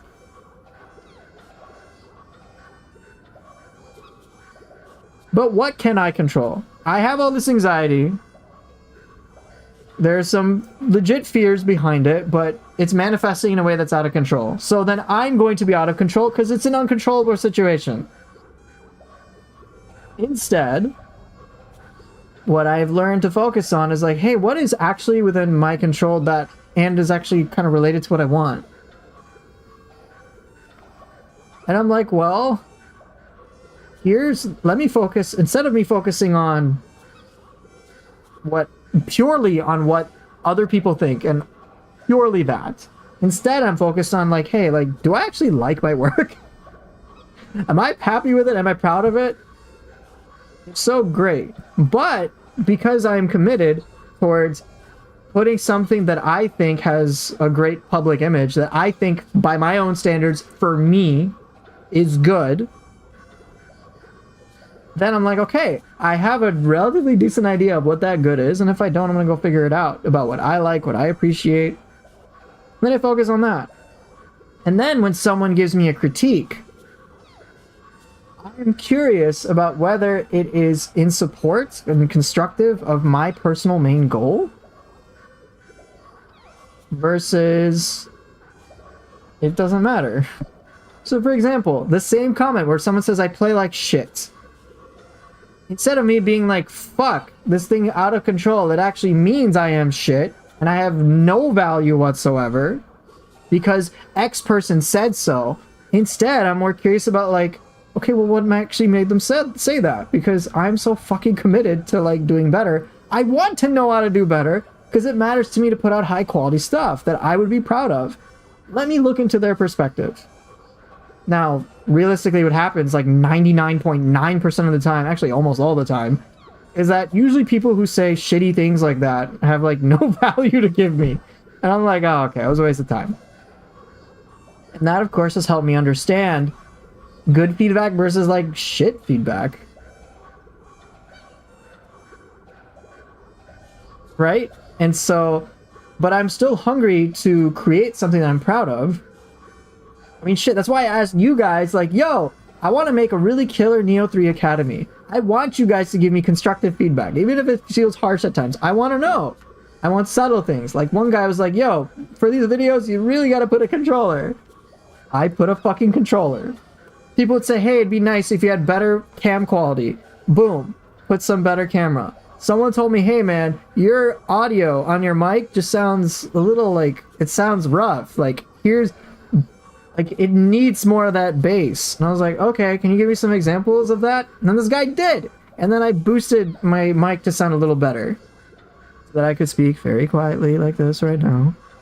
Speak very quietly like this right now, and you guys can still kind of hear me. Or I could talk like this, and it wouldn't be that much of a difference.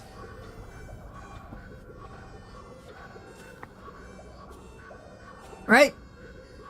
People wanted to help me. I'm like, great. I fucking love this. I would love that. You guys gave me feedback even on the controller that I've kind of been a little lazy about. Okay?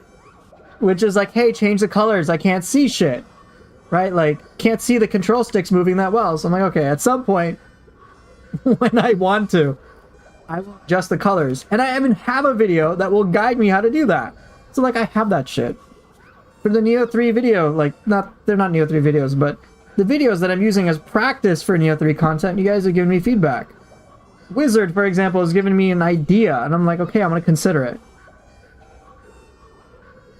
I will consider pretty much everyone's feedback.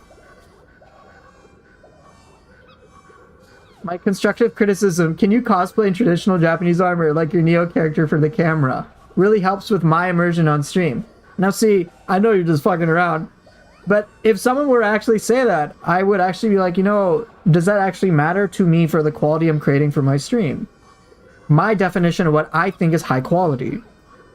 For me, I'm like, that's cool for other types of streams, but for what I'm going for, no. Maybe like one time to make it funny. But like, no. So I'm like, oh, it's a really cool thing, but I don't think that's going to be what my channel is about.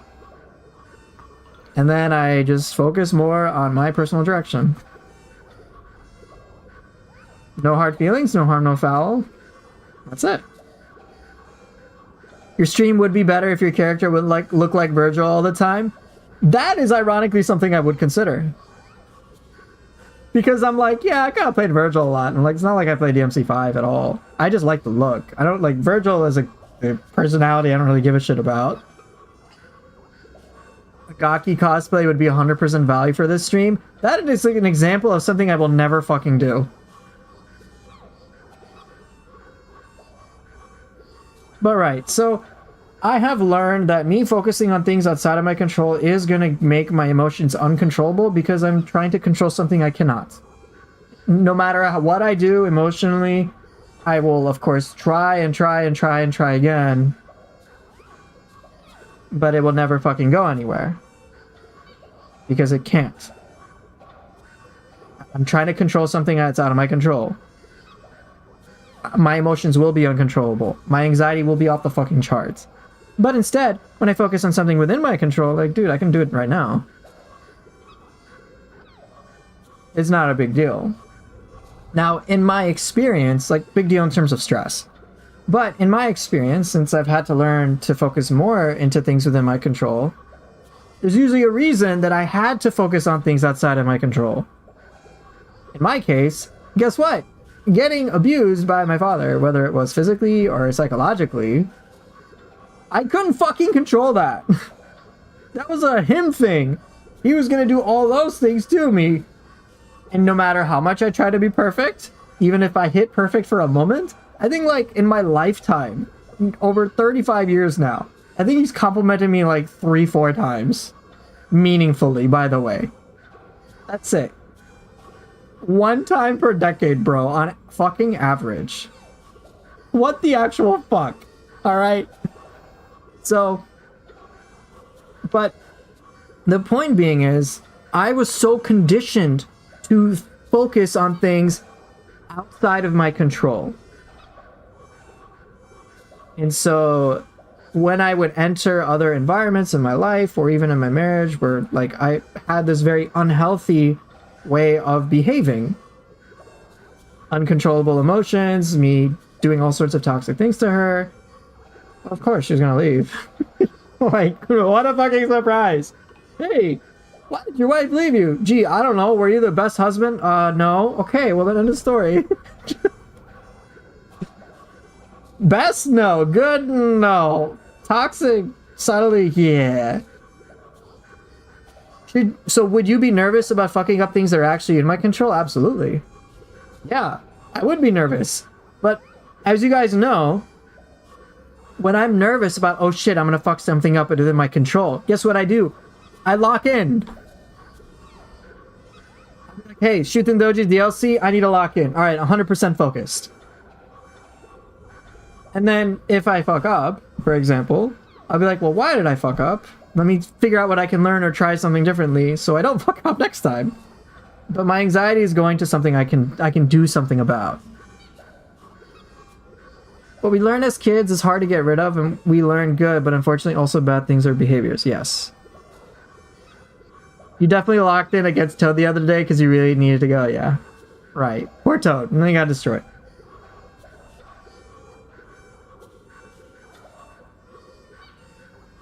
Alright, let me see who this boss is. I'm gonna take a little break. You guys can come up with some questions, I'll answer that when I get to it. Fucking hell.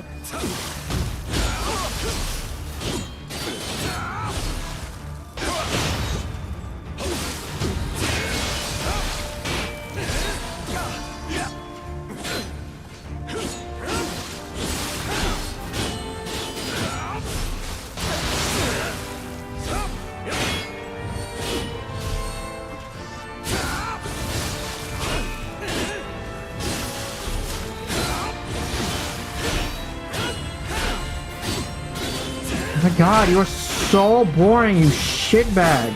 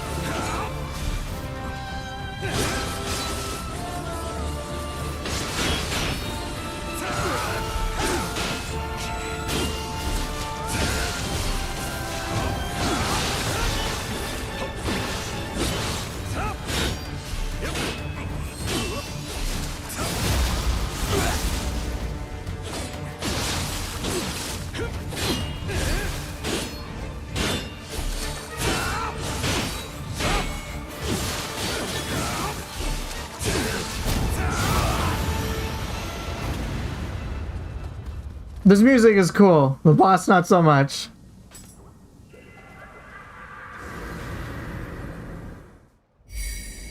Cool, a treasure room. Guess what I'm gonna do? Absolutely nothing. I'm going to leave. The treasure should stay where it is. It's all in treasure chests and locked away for a reason. Short stream into the usual 2 hours, I know, because I got chatty. What's my routine outside of streaming? So How do I have so much ki? Several things happening. I'll explain. So let me go with the Nioh question first. Did I ever find my demon horde Kusa? Nope, not yet. I found it with purity. I found one with purity. Here, let me show you. Yeah, I found the purity in. I found everything. Look, this is perfect. It for purity, like beautiful. But I wanted it for corruption. So I would always get corruption, but I'd be missing like it'd either be corruption, but then I'm missing life drain, or I get life drain. Like, look, I got 2 of these. So why did I skip the treasure room? Because I don't want to loot anymore. I'm done. No, stop. No, I do not like talking about Gaki. I don't hate those pieces of shit. Okay, so how do I have so much ki? It's a combination of various factors. With dual swords, momentum will significantly reduce the amount of ki I consume. I also have a lot of native ki consumption. So let's see. If you look at the scroll bar, minus 10% attack ki consumption. Is that it?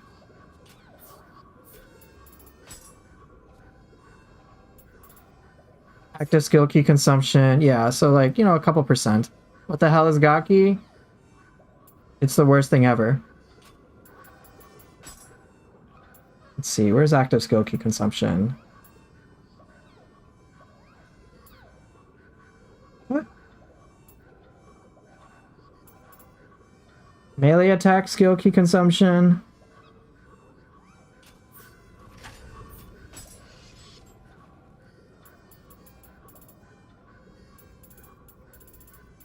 Oh, there it is. So yeah, I reduce a lot of my skill key consumption, so minus 22.4%, for example. So that helps a lot. But I'm able to have so much ki as well because I have, let's see, ki recovery bonus based on my gauge, extra ki here, extra ki there. So like I add a lot of these ki bonuses together and it starts to stack. See if I can see how much I've got with special effects.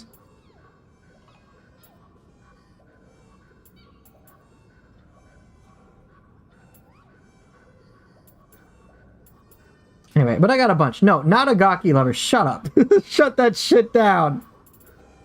But one other thing that helps me, aside from that, is that I have corruption. So I can keep my ki up significantly if I'm being super offensive. And then couple that with Atma no Uzume for the faster ki recovery buff. And the fact that I use yokai abilities very frequently. It'll seem like I have infinite ki. Ah, yay, Yasuno Kami, what's up?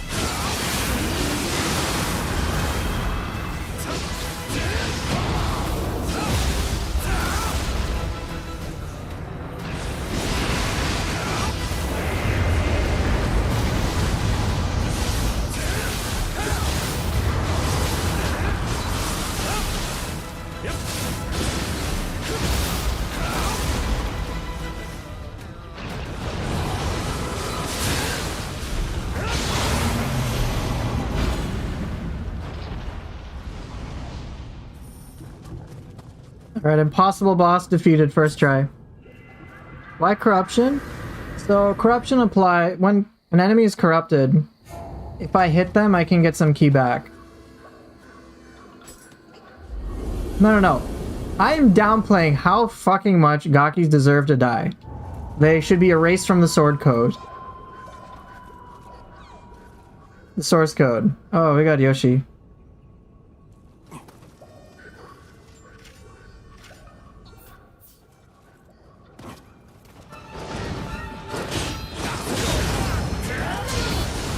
Yeah.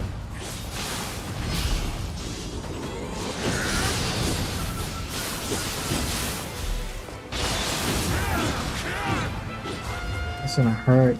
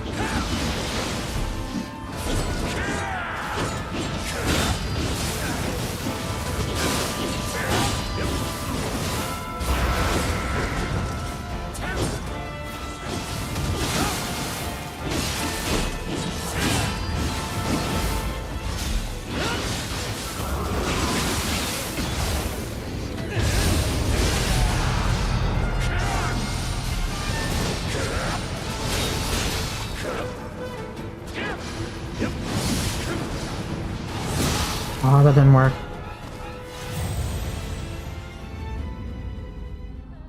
I needed more ki to reflect them all. Other with Whirling Blade, that is. Damn it.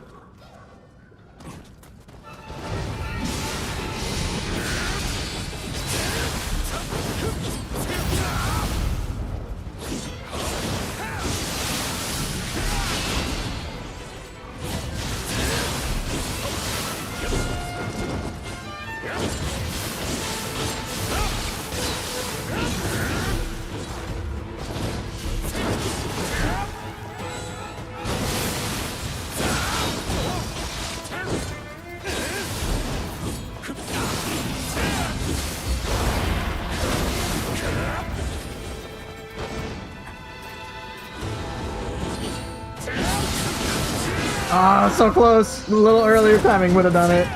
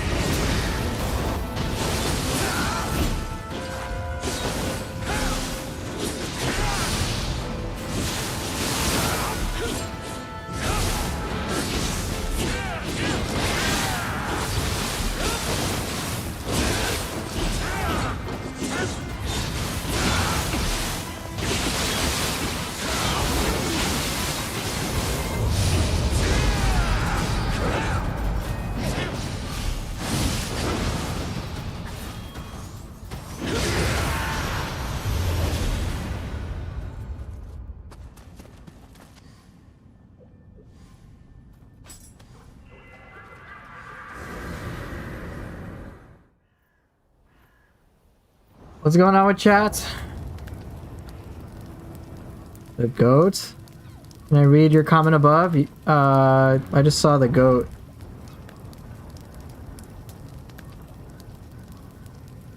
I think Team Ninja will have a generational run this decade. I know, Ninja Gaiden 4 and Nioh 3 will be phenomenal. Holy shit, it's awesome. Especially if they can get that PC performance. Good.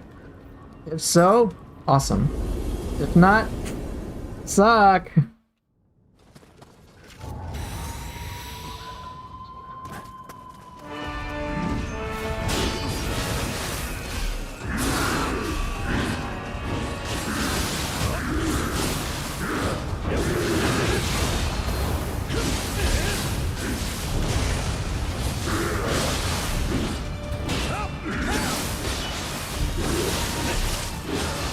Oops.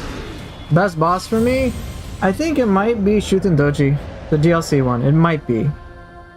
I like him in the first samurai version of Otakemaru. Is Nioh 3 on Unreal Engine 5? No, it's on Katana Engine.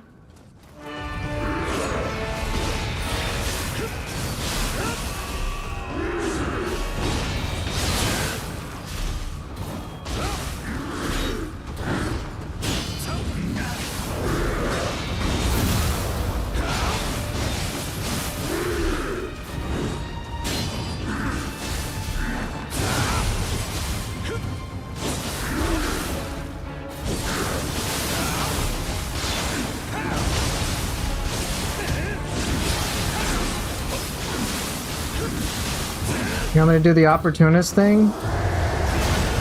There.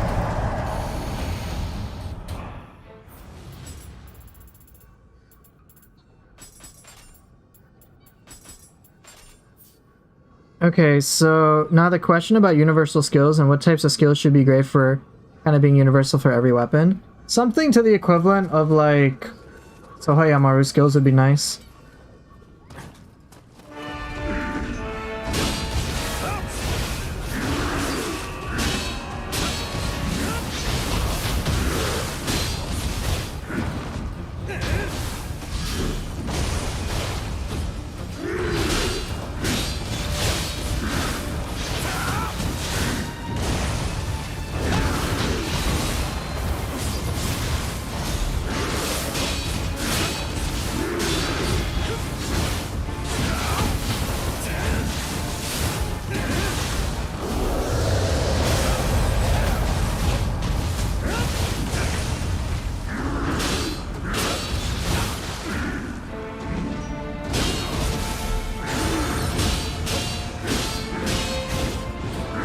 Ah, too early.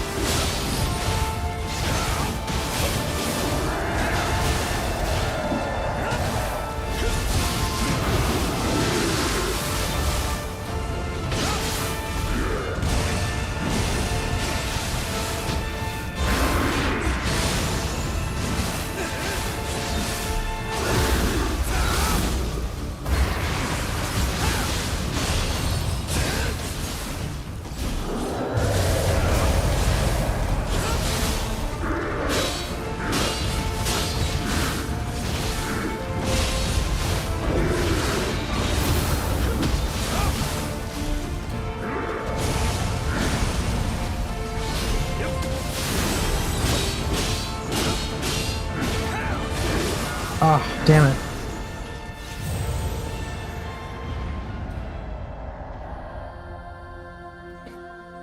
I think just a hair too early or hair too late, I'm not sure.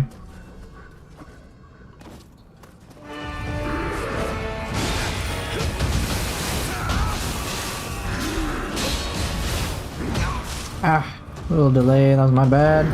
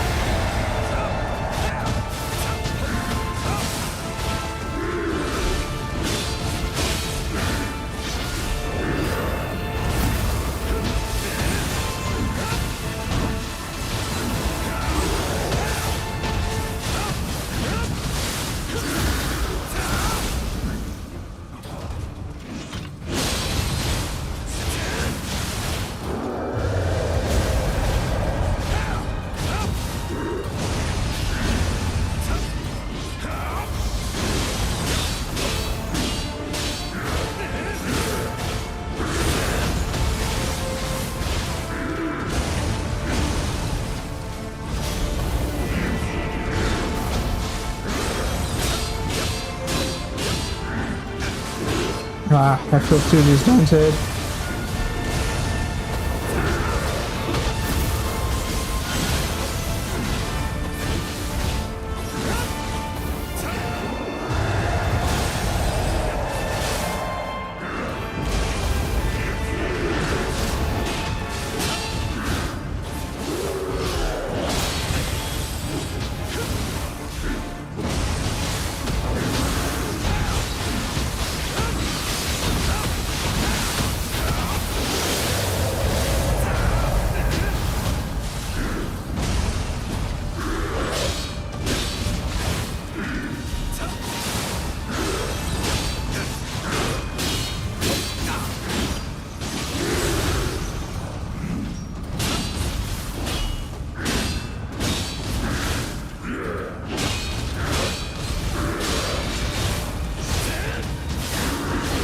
Ah.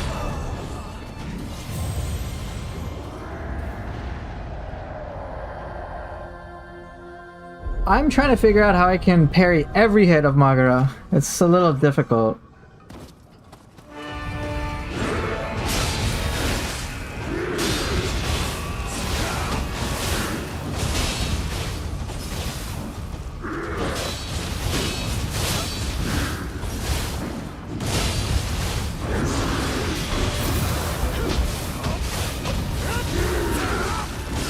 Ah, yeah, Mahagara, whatever. Magara, I don't know. You could avoid his grab, his defensive drop. Ooh, that sounds awesome, Lucky.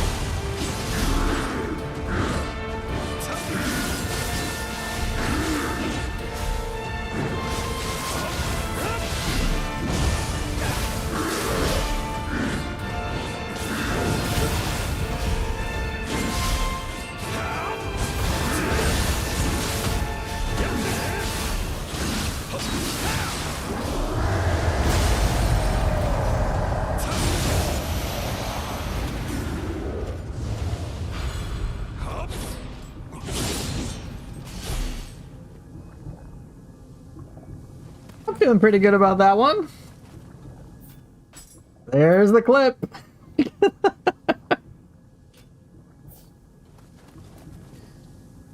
Dramatic finish. Yeah, that's how I gotta do it. There you go. I went from minus 25,000 aura to plus 25,000 aura. Hey, you're welcome. But yeah, I was able to find a nice opportunist sequence that I would clip.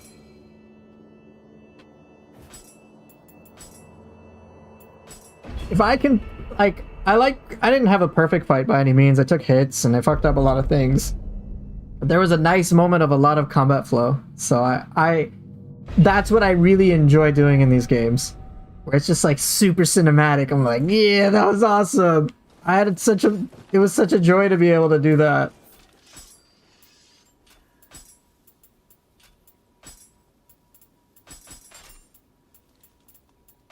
Alright. Would you rather hug a Gaki for 10 minutes or have a romantic date with the skeleton? What the fuck is this? Of course I'll have the romantic date with the skeleton!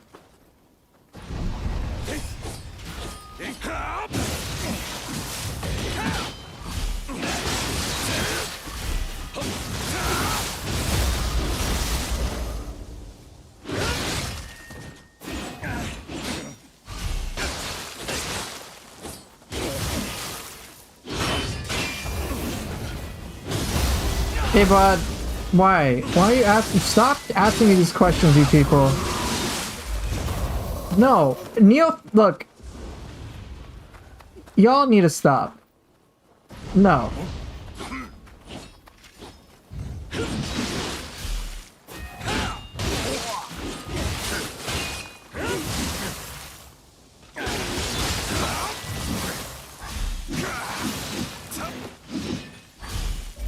No, dude, Nioh, look, I would never ever want anyone to play Nioh 3 if that happens. No, that's just never gonna happen.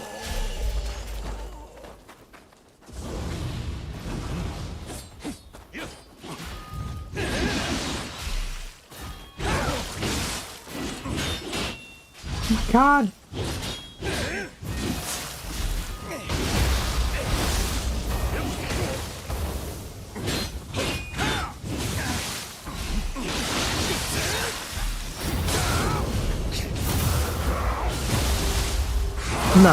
No. If one day I learned that that Gakis worked at Team Ninja, would I still be playing their games? I would burn down the building.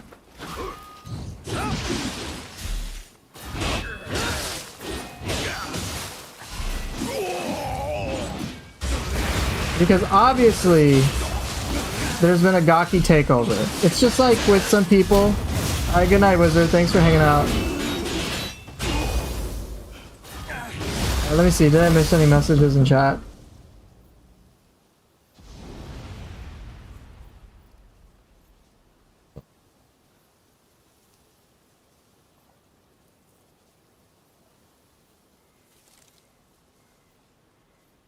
Hey, have a good night, Wizard. I'll see you next time. Hope you sleep well.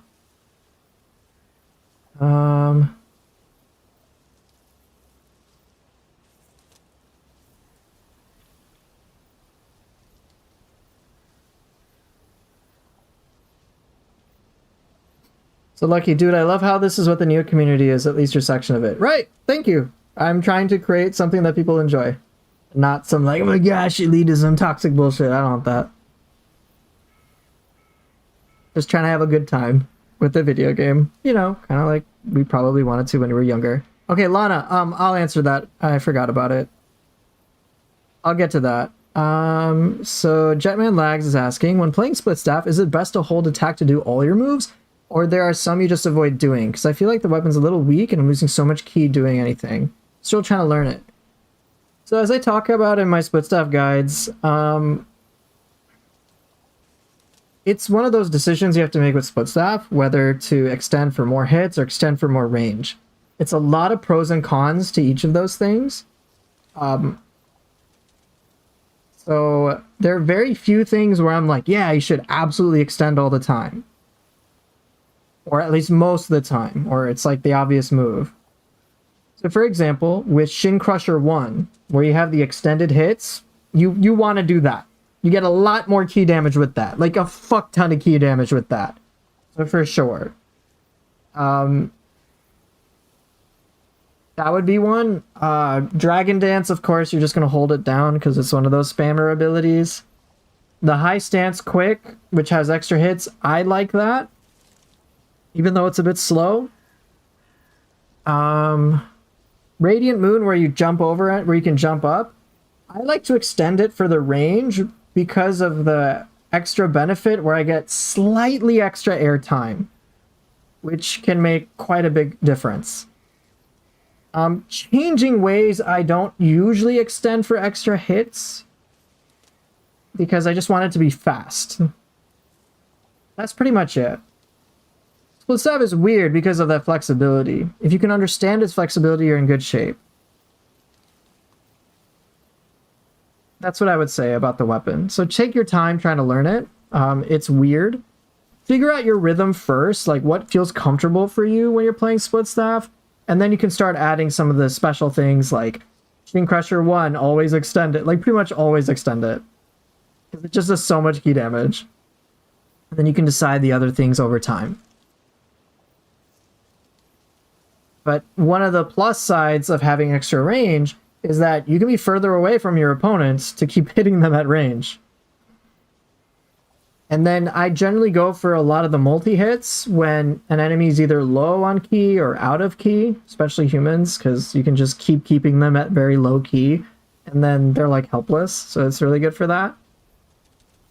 But if I'm playing the range game, then it's like, well, I want to be far away and not have to worry about like a guy hitting me. So it's one of those weird things to learn. That's why I like incorporating it with hatchets as well. Yeah, roar power. Roar power is great, right, for that kick-ass range. So I think you'll just catch on with practice. Okay. So Lana was curious about my routine outside of stream. For the time being, I'm pretty much chilling, but I'm slowly getting more clients over time. So the clients that I help with, I assist them work-wise with like their self-esteem, with their relationships. So let's see. The clients that I have, they're either already separated or thinking about separation. They've been divorced or about to get divorced. Yeah, so those are like the clients that I help a lot of the time. And so what I help them do is not necessarily like for example, if a client is like, oh my gosh, my wife's going to divorce me like tomorrow. My job isn't to be like, okay, let's stop the divorce tomorrow. Because like actually doing that would only really happen with like really shitty toxic behaviors. Which, surprise, surprise, is why the such and such partner is just like, I'm fucking leaving because it's the same bullshit all the time, right? And like, I'm fucking done.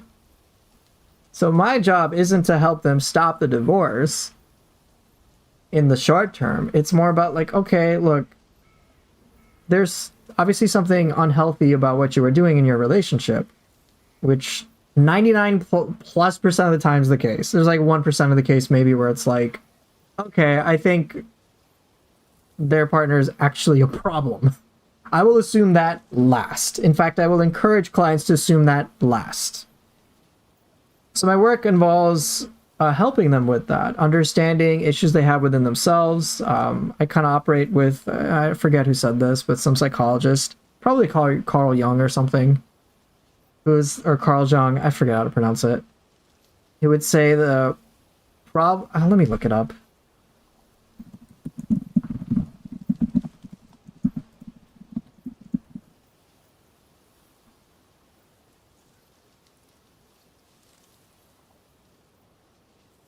I forget who said it, but it was some psychologist, I believe, who would be like, problems in relationships are really problems with the self that come out in their relationships.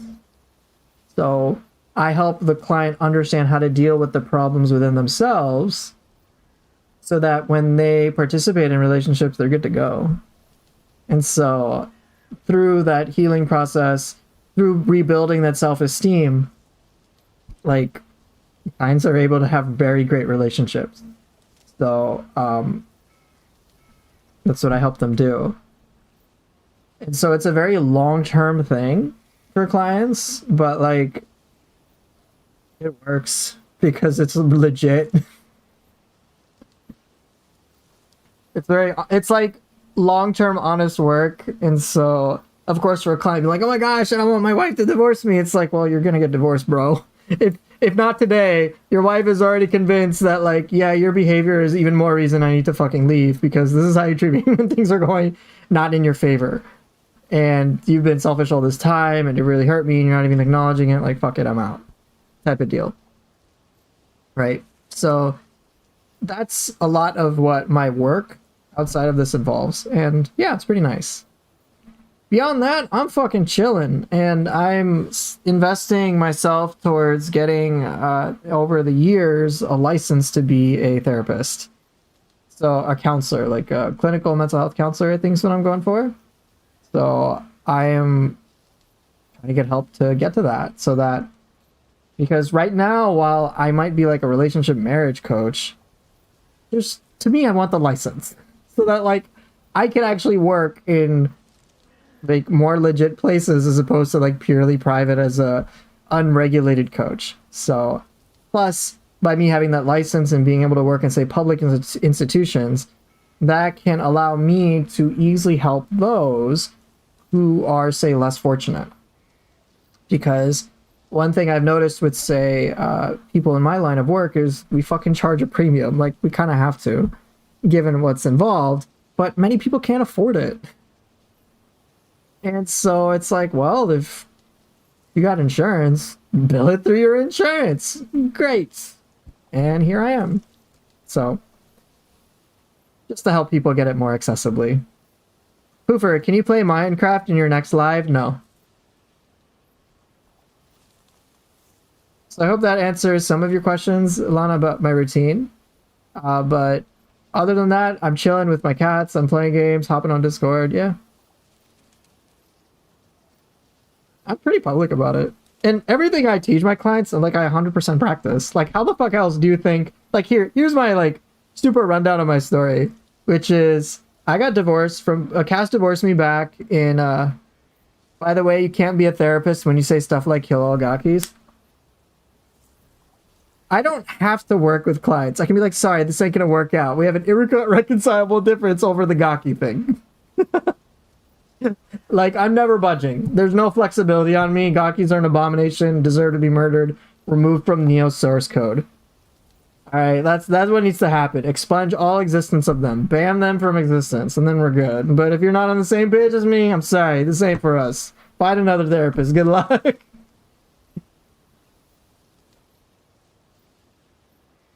So yeah, so with me working with those clients, in order for me to be able to help them, I need to understand not only their situation, but how to help them do better for themselves.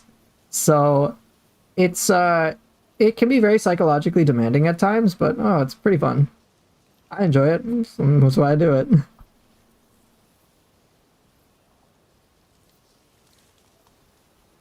No, okay, chat. You guys, no, just no, okay? No.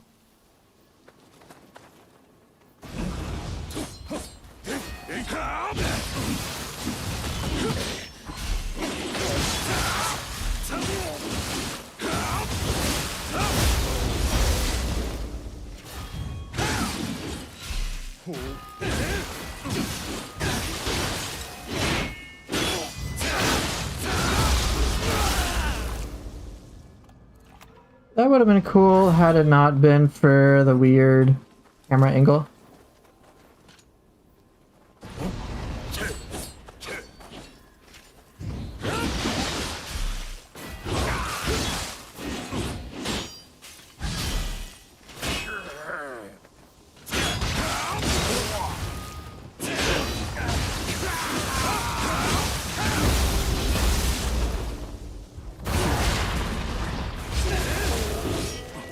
Being helpful to other people is always a super great feeling. Yeah, I enjoy the work.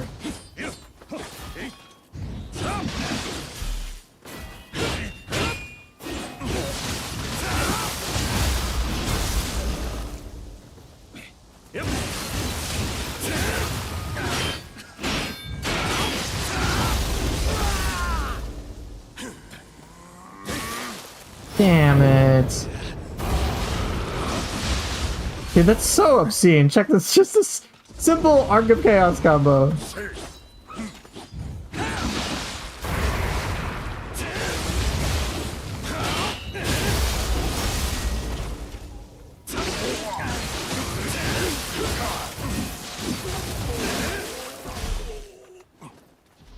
Yeah, so there's a lot that goes into it. I clearly hear that insight though. It also explains why these streams are sometimes Team Ninja fan group therapy. Yeah. Yeah, like you guys have kind of gotten a taste of how I try to help my clients. It's naturally for my clients, like it's gonna be far more personal. But like a lot of the things that I try to practice here, I practice on Discord, are the same things I do with my clients. Would you want to try incorporating the Mystic Arc attack in a Switch Leaf combo? I like using that as a finisher. It's just hard to do against a dojo enemy.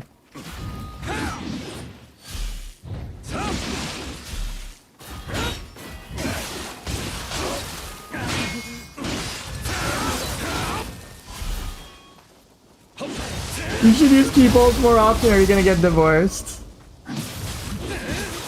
This ain't working. I don't know why, but obviously the Switch Blade for another day.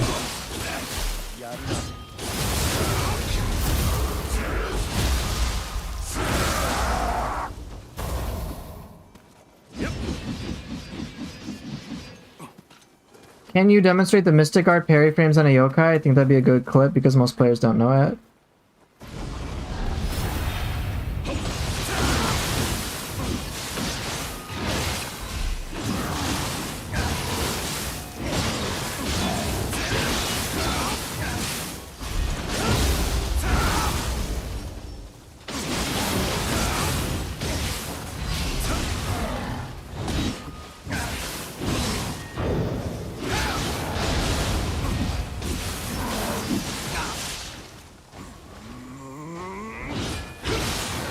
I'd have to do it on like, yeah, I mean, it's a cool thing to do.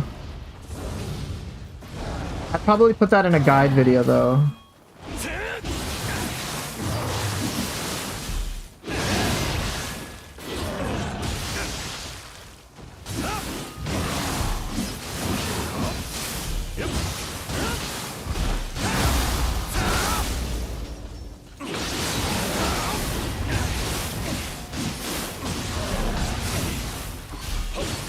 Alright, let's see if I want to show it on a burst attack.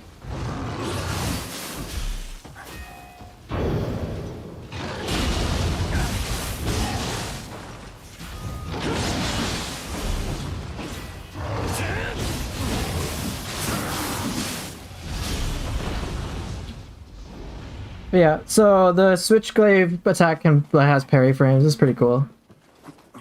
Yeah, the game doesn't tell you much. So what you're saying is we're insignificant? What? What are you talking about? What did I say, Golden? That that suggests that.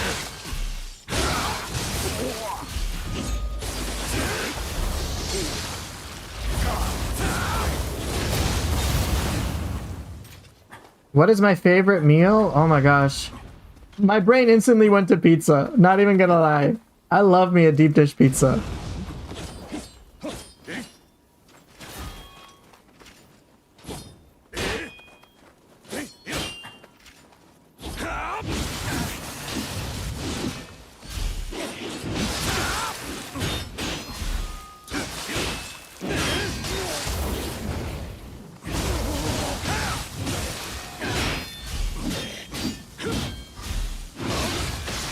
Yeah, deep dish.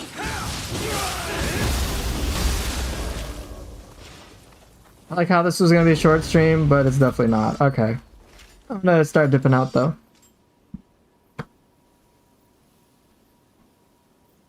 Said the one that enjoys the worst weapon in the game.